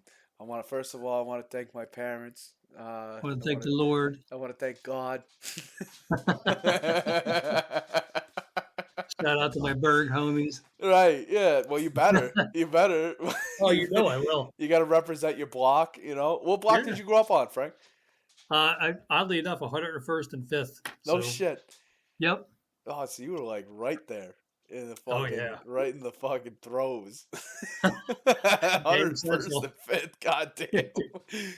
It's bad down there now, bro. I used to drive, like when my kids were younger, we used to like drive through the old neighborhood, and I was like, oh, Daddy used to live right there. And my kids would be like, you've got to be kidding me. You lived here? It's a crack house, Yeah, it's a trap house. Fucking 5th and Glen, which is like one block down, is the worst spot for gang activity. It's out of control. And I got to tell you, like, I don't know how Troy PD does it. I really don't. But God bless each and every one of them, because that's exactly why I couldn't be a cop. Because number one, I don't have that little filter from my brain to my mouth. I don't have that. Doesn't work all the time. I'd be calling somebody a fucking mook, and we'd be getting in a fist fight right then and there. Oh yeah, it'd be in internal affairs every day. Yeah, I'd be like, what the fuck? It'd be like, what the fuck's wrong with you, piggy? I'd be like, what the fuck's wrong with you, mook? You want this fucking fist down your throat or what? Oh, it's out of control, man. I couldn't do it. That's why I'm stuck in EMS. when I first moved out, I lived at 4th and 105, so yeah, I was pretty close, and it was fucking gangland all day, every day. Oh, I had a trap house right next door too. It was a beautiful house. It ended up burning down, but I remember I was at what? It was 278 4th Ave, I think it was, and so were you up like 104th, 105th? I was between 105 and 106. Yeah, okay. And I was right by that cemetery where you take your driver's exam. Where they did a driving test? Yeah, I was on the other side of the cemetery. And so one day I'm working out in Schenectady, and the call comes out for Troy Fire for 278 4th Ave. They call single 30 and they call second alarm. I'm like, that's my fucking house. So I called my roommate, who was a Troy fireman, and I'm like, bro, is our fucking house on fire? And he like wakes up and he's like, I don't know, bro. I'm like, are you home? He's like, yeah. He's like, I'm like, is the fucking house on fire? He goes, I don't think You're so. Right there. So he's like, I'm gonna hang up and check real quick. And then he calls me back and he sends me a picture, and the whole fucking trap house next door is just engulfed. It's like a 3-story old Victorian, just blowing through the fucking ceiling. And he's like, nah, bro, our house ain't on fire, but that one is. So I was like, God damn. But that was like such a sad one, because it was a trap house. You could tell people were coming in and out all day long. But there was like kids out in the backyard, like little kids, little toddler age, playing in the backyard. And I'm thinking, like, man, their moms are probably in there doped out, Yep. Unconscious. Yeah, that's the thing. These fucking kids are outside playing, fucking Tonka trucks and shit. I used to buy them little fucking ice cream bars when I could. That's cool. There's a bodega right on 5th Avenue, the same block. I'd go up there and I'd grab like ice cream bars and beef patties, and I'd go back there, give them to the kids, and I'd go in and fucking do drugs myself. You're a good man, Kyle. I tried. I was like, you know what? If I'm gonna destroy my life, I won't destroy theirs. Exactly. We'll buy the kiddies ice cream. Right. here's, your, here's your fucking crackhead neighbor. I'm gonna give you some ice Yeah. cream. Keep the noise down. Those poor kids, they don't have a chance. Fuck no. Fucking poor kids are probably. And that's the worst part. That's what got me into social work now. Is like fucking, not just like trying to help us out and shit like that. Right. It's like fucking. I also kind of want to do community outreach and shit because just growing up in the burg and seeing shit like that, and people I grew up with that are fucking, wandering around like zombies now down a river street. And I was like, fuck, man, I don't know. The politicians ain't doing nothing for us. No. Fucking And it's tough. Like you said, you see people and your friends. Like, it's amazing how many calls like I've gone to that I see people that I've gone to school with, and they've been, right, just destroyed on drugs or dead. Yeah, and you just kind of think about like, a lot of people think about like, oh, well, that guy's just fucking up, but he's decided to do drugs, he fucked his life up, blah blah blah. But like, for me, I got a different thought process. So like, well, what's the events that led up to it? What are they going through? What could be done differently to kind of save that person? And a lot of people give you shit like, well, that's not, I don't know, you fucking terrible thought process on that. But for me, I don't know. It's just the way I think. I think everybody's got a good heart in them. It's just a matter of bringing it out. Yeah, and in the end, and you guys know this too. People are people. They're people before they're anything else. And if they're in that position where you see them just kind of like down and out and whatever, they never. At one point in their life, they weren't like that. Right. So something significant had to happen. At least in my experience, anyway. Well, nobody decides to destroy their entire life, just because, Right. Well, they say like, well, it's always a choice to first start, and it's like, yeah, but like, what led up to it? Exactly. To and there's a lot of factors that whatever. And it's amazing to me, like in this job, that we see a bunch of bad stuff. You guys have seen it as much as I have. Mm-hmm. We see a lot of shit happen. Like, we see things that the general public doesn't see. And the amount of alcohol abuse and the amount of drug use that goes on in our job. And it's just one of those topics that nobody wants to talk about because, well, we shouldn't talk about it. No, we should talk about it because it's a huge problem. What's my favorite thing to bring up is... That's how we got this podcast. Yeah. Well, did you ever struggle with any kind of substance abuse, Frank, at all? Or? No, I don't. I mean, growing up in Berg, it was when I was growing up, when I was coming up, it was pretty plentiful. There was coke everywhere. There was acid. I was a pot guy.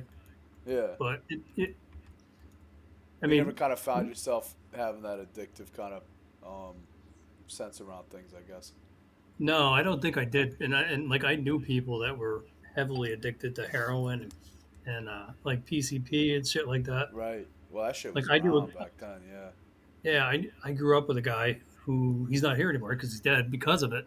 Right. And he would probably spend like $500 every 3 days on blow. God damn. And I'm just like, bro, you gotta, and he was in our profession. And I was like, you got to stop this. You're not going to be around long for this. And he's like, yeah, you know what? You don't know what you're talking about. You don't do this stuff. And I'm like, exactly. I don't do this stuff. And then I think I told him that I'm going to tell you like a Wednesday. And by Saturday he was dead. It's just fucking, well, I said the thing too early on, early on in the episodes was, unfortunately I've been to double the amount of like funerals and shit that I've been to retirement parties or whatever. Yep. And I don't know, it's I assume that kind of holds true for you. Oh yeah. Yeah, fucking. Yeah, so it doesn't change. The older you get, the further you get down, and that's really what got us doing this thing, man. It was just like there's a real problem out there. There's a real issue. Is that people are dropping like flies and they're they're losing their life and shit. Yeah, I You know, mean, 'cause mental health is another big thing, right? but and they don't. It's a chapter in the book, and they talk about it, and blah blah blah. You know, you gotta take care of yourself. All right, let's talk about airway. And it's like Yeah, fucking All right, that was a right. half a paragraph. Moving yeah. on. It's like well, fucking. I don't know, man. I think that's the most important part. But It yeah, is your self care, and you've been in the career for so fucking long. I mean, like what what do you think you did to like self care wise? Like what? I mean, did you, like? I guess we kind of opened it up. Like, was every times you were down and out or really struggled or anything? yeah. There's been a few times, right? Because and I don't want to blame it on any one particular thing, but I blame this job, and I'm a little bitter about it sometimes. But Mm, you know, I look at like where I am now at my age and my where I am professionally in my career, like working the shifts that I worked for Empire. Like I missed so many things, right? I missed my right. kids' first steps, the first time they ever said anything. I wasn't there for things like that. Um, I was happily married at the time, and you know these jobs like this commercial service stuff and EMS in general, it just puts such a strain on your life and relationship. Yeah. And my ex-wife, God bless her, and I'll never say a bad thing about her. She's the mother of my children, and she put up with a lot of shit from me, and probably more than she had to. Yeah. Yeah. um, she's a great girl, and I met her. She's a nurse, and I met her at St. Mary's, actually. Or no, I met her at Samaritan while she was in nursing school, but she went to St. Mary's to work, and she was always the one. Like I would have to call her and be like, "Yeah, you know what? I'm getting mandated again because nobody wants to come to work," and that's not fair to her. That took a toll on her, and Yeah. I'm not saying that was the sole thing that killed our marriage, but because it wasn't. But I am saying that it didn't help at all. Well, it all adds up. It's brick by Sure. brick and fucking mortar by mortar. It turns into a big fucking issue. Right. You know, And you know what? No woman or man for that instance, is going to put up with that for too long. no, and it's unfortunately unhealthy. I mean, well, that's a big thing in this job too. Is to be the. I mean, you fucking almost everybody you worked with has had a divorce. you Oh yeah. know? And it's just one of those things where like you get into the job, especially in the commercial side of things, and Yeah. especially with mandations and shit. Like you're fucking. How do you have a healthy relationship when you're just not present? And when you are present, you're either like tired and want to sleep, or Right. you're like not personable because you're just upset about Hmm. something you did or seen or had to deal with, Right. and you just don't want to talk, or you don't want to do this, you don't want to do that. And it's gonna eventually it's gonna drive a wedge into everything you do. Oh yeah. And that's we worked opposite shifts and stuff like that. Like I would work overnights and I'd come home and she'd be going to work. So I'd get the kids on the bus, and as soon as the kids got on the bus, I'd just come back in and crash for the whole day. Right. Because you run your ass off all night long. People don't realize how hard it is to work a 24-hour shift. Oh, Especially it really is. when you're It's funny running. because I remember visiting my dad more at work than I did, seeing him at home back in Right. those Oh, days. yeah. That's true story. Yeah, and you're right, I feel Shane. like Because I was a always lot of times at that's Mohawk yeah, just to see my dad. sure. Yeah, and your dad's a perfect example. Your dad is, and I love your dad to death, and he's one of the hardest working guys I've ever met. And he would give you the shirt off his back. But he and I and John Simmons, we all grew up together in this job. Mm-hmm. John, so John Simmons will tell you a funny story. I think, well, if he wants to talk about it, back in the day, again, like Troy Fire didn't have their ambulances. It was me and Jim Delaney were partners one day, and it was John Simmons, and I forget who his partner was. But anyway, we actually switched ambulances. Like Jim Delaney and I went in. I don't know if you ever heard the story. I have. I haven't heard it. So we literally, Kyle, switched ambulances for probably 3/4 of the day before anyone even noticed. We go to calls, like we were in our powder blue uniforms and our stupid blue ties. And Mohawk was all green, right? Running around So, in a Mohawk ambulance. yeah, like we literally took John Simmons' ambulance. He took our ambulance, and we went to a call with Eric Cruikshank and a couple guys from Troy Fire. Eric comes down to give us a report. He's just standing there like, looking at us, and he's got this blank expression on. I just talked to him today about it at the paramedic school up in Hudson Valley at the sim lab, and he's like, "I'll never forgive you for this." Because we're just standing there, and he's looking at our uniform, and he goes, "What the fuck is going on?" I go, "What's the matter?" He goes, "Aren't you guys Empire?" And I go, "Yeah." He goes, "Why do you have a Mohawk ambulance?" Oh, don't worry about it.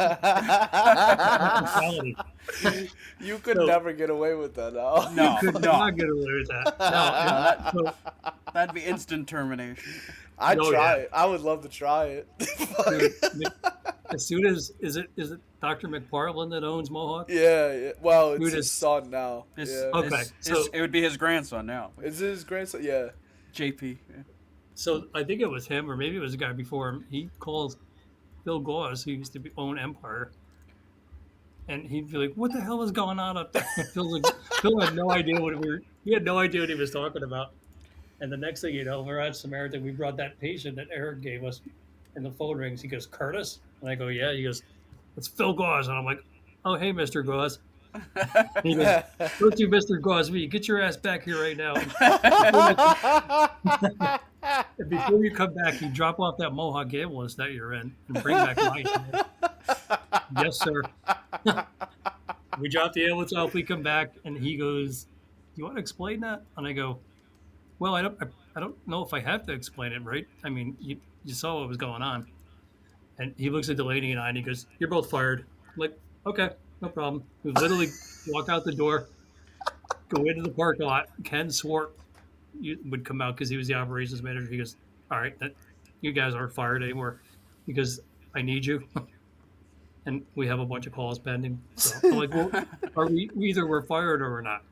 Right. But that's the shit we did back then. You're right. You can't do it today. You would never get away with it today. Oh my God. No. I would. I mean, that's something I would do. Oh, they'd probably take you offline for that. I would. There's probably some DOH policy on it. Oh, now. for sure, yeah. Because of you, yeah. Look what you did to us, Frank. So all you folks, sorry, it's my fault.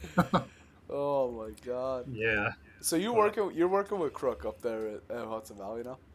No. So I only stopped up to see him today because we got the opportunity to go up and use the sim lab, do like vet and RSI stuff. I'd love to teach. I'd love to teach. I just I got no card anymore. I gave it all up. Kyle, I'm a little upset we never got to work together, man. Oh no, I know, bro. It would have been a good time. We would just been fucking jamming out, whole time, and you'd have to deal with me singing. Shane dealt with me singing for so long. Oh yeah. I actually heard you were a good singer. I try. I'm looking for a band. I'm looking at the front man of a band. Well, we got a guitar player right here. Yeah, we could probably make something happen there, right? Me and Frank are gonna start up a band, and we just need to find a drummer. I'll play the bass guitar until we find somebody. Yeah, we definitely need some percussion. Most of the time with me and Shane, I was in charge of the music. And depending on my mood, it was depending on what we were going to listen to. But you could always rely that 50% of it was Pearl Jam. Oh, yeah. 80%. All right, 80% of it was Pearl Jam. I got a weird love affair with Eddie Vedder. He just doesn't know it yet. Well, he'll have an order of protection against you if you don't. He probably already does. He might, yeah, you never know. Kyle really loves Axl Rose, but oh God, fucking Axl killed a fantastic band. He just killed a fucking scumbag. There's a lot of musicians I hate. yeah, same, bro, same. But I found out that I love Prince too. Listen, Prince, there's no shame in that. I like Prince. I came across when you were talking about Tom Petty earlier, and him and Prince and like a whole bunch of other musicians, and fucking George Harrison's son was there, but it was a tribute to George Harrison, and Prince that was the same day got inducted to the Hall of Fame. And I guess there was an article out that Rolling Stone did the top 50 guitarists ever, and Prince wasn't on the list or whatever. He wasn't even in the top 50, and he went out there. Which is a fucking a shame. And at the time, I would have read it and been like, yeah, sure, well, pop star, dude, whatever. I never listened to Prince. Like, but I saw this video of him, and he just shredded for 4.5 minutes, and then threw the guitar at the Rolling Stone people and just walked off the stage. And I went, hole. Yeah. And then that put me in a big fucking deep hole of like 2.5 weeks of just straight Prince. And I went, this guy is fucking phenomenal. And I found out he played every instrument on all of his albums. I went, oh yeah, like that is a fucking musician, like through and through. That one song and video you're talking about where he's on with Patty and George Harrison. So they're doing a Beatles song called "While My Guitar Gently While My Sleeps." Guitar Gently Weeps. Yeah, And that solo he does, fucking dude, I'm telling you what, that is one of the best. People don't understand how good a guitar player he was. Well, I understood right then and there. Oh yeah, right, because you have a brain. Yeah, well, and then when he looked back at Tom Yep. and was like, because when you're like 2 minutes into the solo, he looked back at Tom, and Tom just smiled and like nodded at him, and he said, "All right." And just like Just 3 go more with it. minutes of just going and just getting after it. And I went, and Tom Petty just kept the chorus going. Just let him like have his moment. I Yeah. went, holy fuck. But not Frank. I'd kill to have fucking worked with you, man. We would have had a good time. Oh, 100%, man. It would have been fun. I'm we would've grouchy just- for the first 2 hours, but That's after okay. that, I'm all right. Yeah, just feed me coffee. I'll be all right. Yeah, just feed me hot dogs with the works, Some gas station glizzies. Hey, bro, there's nothing better than dirty water, dog, you know? Oh, yeah. That's a staple in the EMS community. You eat when really you can. is. It's all those gas station shithole places. Oh, God. All the My time. dad and Tony used to go to that guy under the bridge. I think his name was Frank or something. Oh, the guy Oh with yeah, the down car? on River Street. Yeah, right under the bridge on the hot Yeah, dog we used cart. Yep. What the fuck? The guy's like, "Oh, these are just as good as Yankee Stadium." I don't know about that. I don't know about that. The only difference is I'm not paying $18 for a hot dog here. Yeah, that's true. He's probably right. Same Well, you dirty know what? water. Yeah, when you're hungry, you got to do what you got to do, right? No, Oh, fucking hell. I've done worse. Oh yeah, we all have. So you think you ever had any, what do you think was the hardest time in your career, you think? Whew. I don't know. You get those calls, like pediatric calls. I hate. Right. I'm not a big fan of doing CPR on infants. I'm not a big fan of doing any CPR. No. I But it's fucking have a especially heart worse attack when it's a every kid. time. Oh, yeah. When COVID hit, That was hard. I think it was hard on every. Well, remember I was talking to this with somebody that they're not. Maybe it was my therapist actually. I don't remember. I think it was my therapist. I was talking about how remember when it was first building up, like mid 2019, and we didn't know what was going on. And Right. people were talking about whether this disease is going to wipe out half of humanity. Yeah. Fucking like, and some people, and we'd already been through it with Ebola, and then there was Sure. another one too. I don't remember because I remember when Ebola This came swine around. flu Oh, or it's something, swine right? flu, Swine bird flu. Yeah, well, everything. swine flu, and then Ebola came out, and we were prepping a team for it, and it turned out to end up being like nothing. Right. But then, when COVID started coming around, there was just like different sort of like fear with everybody, and then they started flying patients up. We used to. Shane and I did a couple of transports, just me being a vet medic. They were flying patients from New York City because they had no beds to RPI. They would land them on the fucking, the football field right across from Samaritan or whatever. Oh yeah, I think so. Yeah. Baseball or whatever. And Yeah, it's baseball field. we would show up with the ambulance, take them out of the helicopter. We'd either bring them to Samaritan or St. Peter's. And we'd go right back and wait for the next helicopter. We did that for like 2 weeks maybe until we got. I remember when that happened. Yeah. And it was just this fear of like you had to put a whole fucking suit on and respirators. And Oh, yeah. It was just, and Kayla was pregnant. She was like fucking halfway through her pregnancy at the time when that came around, and I was. She like, was probably losing her mind. Yeah, and I didn't want to bring it home. Sure. And eventually, when she was like 8 months pregnant, we both got COVID, and like the early COVID, so we were like really sick. and she had to have an emergency C-section because of something with her liver, like letting off liver. It was letting off liver like bile and shit into her bloodstream. Wow. So now I have a preemie son who was born, and I can't see him, and I didn't see him until like 2 months into his life or whatever because of his COVID shit. But it just was fucking fear wrapped around it. And we were just in the front lines of just like not knowing how to deal with it, what to do, and like that was a fucking scary time. Oh, it was. Talk about the unknown and the unexpected. Mm-hmm. You just assume that every patient that you came in contact with had it, right? If they had sniffles, they had it. And because they weren't telling you anything either, bro. They were just fucking like every single symptom you could ever have was like, yeah, well, that's probably COVID. Right. And listen, it was a legit, people were legit sick, you know, and it put us in a hard position and a hard spot to be in because, you know, we knew that they probably should go to the hospital, but the hospitals were telling us what? Don't bring them here. Yeah, you gotta leave them home until. And that was the good thing about, you know, that was one of the only good things about COVID, other than there was no traffic. Right. You know, we could tell these people because they put out these policies. We're not transporting fever and shit like that. Yeah. Can't transport unless it was life threatening. It was a great time to go to the hospital because nobody was there. Mm-hmm. Nobody was there. Yeah, right. But now look at it. You know. Oh, it's terrible. Like it's weird. Like I have SVT. Not that I've had a problem with it, but I feel like, you know, God forbid I go back into SVT. Right. You know, I'm going to look on the Pulsera app and go, well, I wonder what the wait time is at Samaritan. You know, or do I really want to die in the waiting room? Yeah, do I really Do I want to sit in the waiting room with my heart rate's 222 and you know?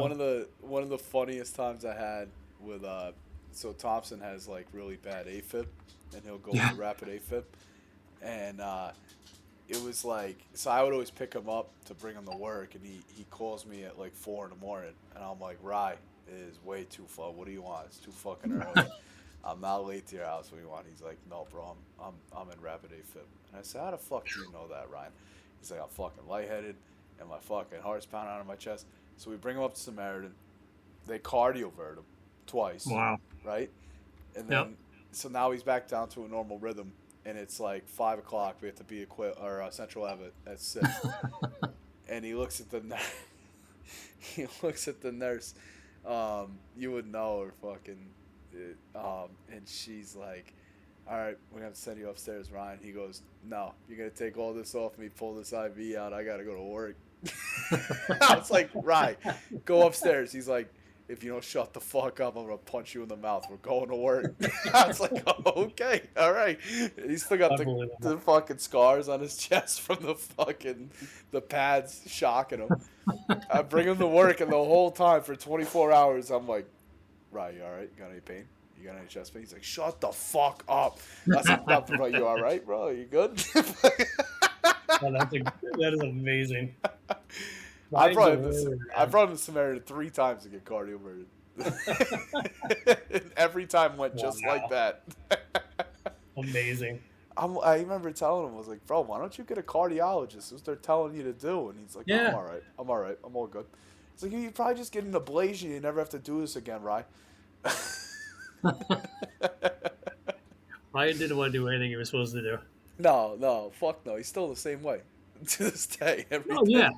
I haven't talked to him in I don't know how long it's been, but I hope he's doing good. He was a good dude. I miss him. No, he's good. I usually, if we don't watch the fights together on Saturday, we watch the boxing matches every Saturday.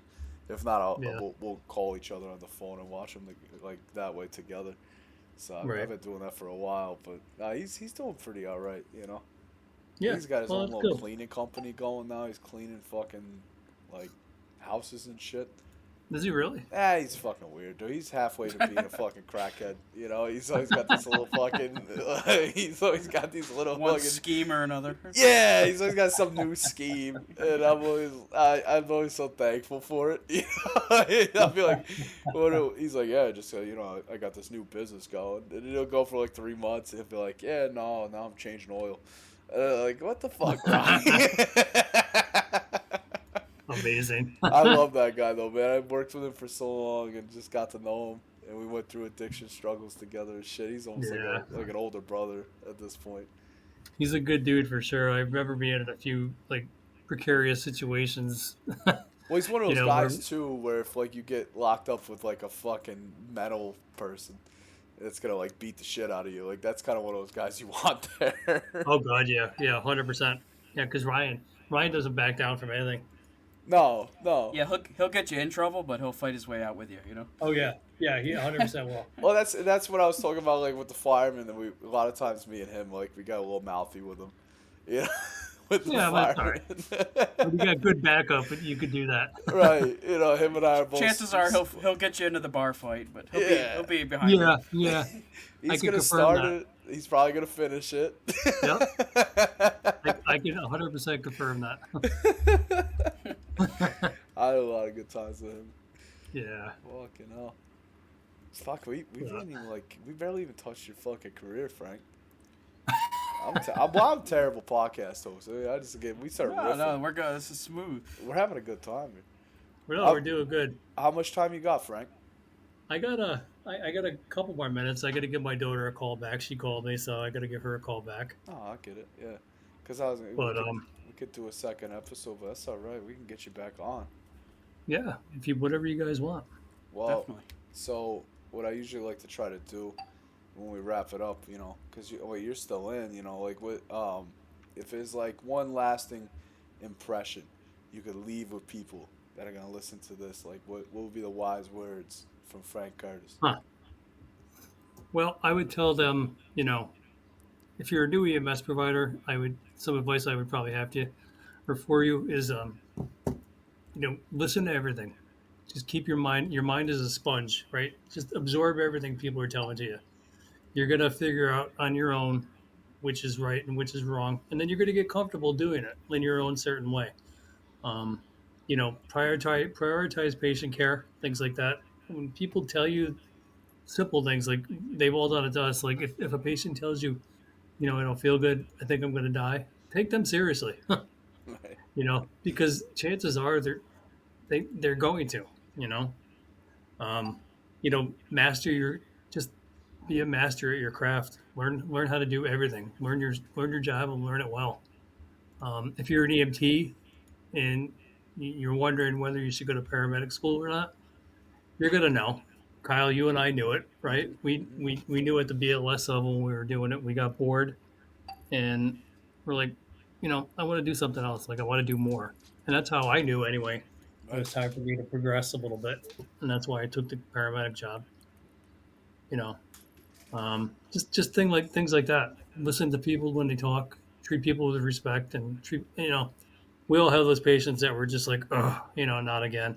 But try to treat people like they're your family. Because what I tell people is like, and Kayla was in the EMT course that I taught. Mm-hmm. So one of the things that I always try to tell people is, be that EMT or be that paramedic that you want showing up at your mom or dad's house or your family's house. And that's just, I hope that comes through to people. I think it does. But, just learn everything you can. It's really it, man. Stay out of the politics of EMS. Oh, God, yeah. You guys know that as well as I do. We got wrapped up in it. Yeah, don't get wrapped up in it. Come in, do your job. Like I said, do your rig checks, do your chores, do whatever the bosses want you to do. Because if you keep the bosses happy, you're not going to have any problems. Keep them happy. It's one of the greatest jobs on earth. Yeah, it's not an easy job sometimes, but it's doable. Right. But just this job is as easy as you make it. 100%. It is what it is. Shane, you got anything for Frank?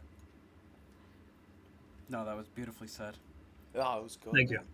I put a lot of thought in that, Shane. That's a good note to end on. You're one of the first old fucking salt dogs we got on, and we barely even scratched the surface. We got 3 more episodes we could do with Frank.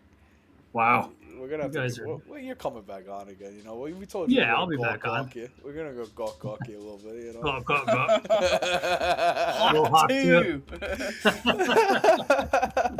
These knee pads ain't for nothing, boy. You know, my kids are gonna listen to this, and probably my ex-wife is just gonna be like, Jesus Christ. Well, that just means the next time we get you on, we're getting down and dirty with the stories. That's what we're doing. Let's go. I'm here for it. But yeah, no, this is Frank, and no, episode 8, though, dude. It's so good for you to come on, man. I appreciate you guys having me on so much, man.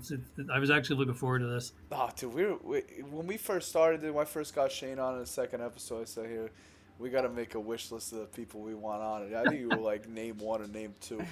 Wow, I'm honored. I think name 1 was Nardoni, but I don't think we're ever going to get Uncle Tone on. I don't know. Oh, you never know. I'm going to try like hell. I'm going to keep calling him and pestering him about it. Maybe when he retires. Right. I may text him and tell him to get his ass on here. You should. Well, we might get you both on at the same time. I think that might be the way to do it. Listen, if you do that, you guys might have to put a disclaimer up. Oh, fuck it out. I was just bringing up to an idea to Shane. I said, listen, if we ever start like a Patreon for people to put $1 down or whatever to get extra content, we do this little show, 6.5 after dark, and that might be the first fucking episode. Yeah, you're going to have to put like a whole ERSB rating up. Mature XXX. Yeah, mature audiences only. There's nothing mature about us. No, fuck no. We don't. None of us grew up. This is what this job has done to us. 1,000%. Well, Frank, it was good, man. I love having you on, bro. We're having you on again for sure. I appreciate it, and thank you guys so much for having me on and doing what you guys do. It's nice to talk about things in a little position like this. Yeah. So it's cool, man. We need more people like you around, man. Well, I appreciate that. You guys make this career what it is, Well, we've been around for a little while. We kind of know what we're doing, and we try to, take what we know and pass it on. And, we're not going to be able to do this job. Well, I say that now. Like, we talked earlier about Donnie Kimmy. He's 76 years old. He's still he's probably going to croak on a call. Yeah. He's going to keep doing it until he can't do it anymore, Yeah, we're together in Mechanical on Thursdays. One of us is going to go down one way or the other. But, also the thing is, too, if, you're an old guy that's still in the job listening, I think the most important thing to do is not just only be really good at the job and stuff like that, but also be the old guy that's willing to, like you do, is willing to spread that knowledge and wisdom out to other people rather than just holding it in for yourself, Well, that's the thing. And like I said earlier, we're kind of, us older guys, it's incumbent on us to take what we know and we kind of pass it on to the next generation coming up. Right. Those of us that are paramedics, EMTs, that we're educators and stuff like that, why wouldn't we want to do that? Yeah. Right, because once we're gone, it goes with us. That's the thing. Exactly. Yeah. And there's things that I learned when I was young in this career that they don't teach anymore, and they 100% should. It's like old fucking Viking mythology. We're just passing it down word of mouth. None of it's written down. It's just fucking. And if somebody stops doing it, it dies there. Yeah, and that's the sad part about it. Mm-hmm. But yeah. But yeah, well, I guess we will probably wrap it up there. If not, I'm gonna have you here till 2 a.m. And I know you probably gotta go to bed. Or we got you up past your bedtime. Yeah, I gotta take all my midnight meds now. Right, CNA's knocking on the door. Mr. Curtis, go to bed. Mr. Curtis, come on, turn lights off. Lights off. I told you to go to bed at 8:30. It's 10 o'clock. No. I'm on the podcast. All right, Grandpa. We're going to wheel you out to the community room at 7 a.m. for breakfast. Mr. Curtis, you're going to miss finger painting tomorrow at 8. Oh, my God. Well, that's it, folks. Well, thank you, guys. I really appreciate you having me on. That's Frank. Frank will be back. Hopefully he brings friends next time. Yeah. But, Let's see who we can get. Yeah, right on. For sure. Cool.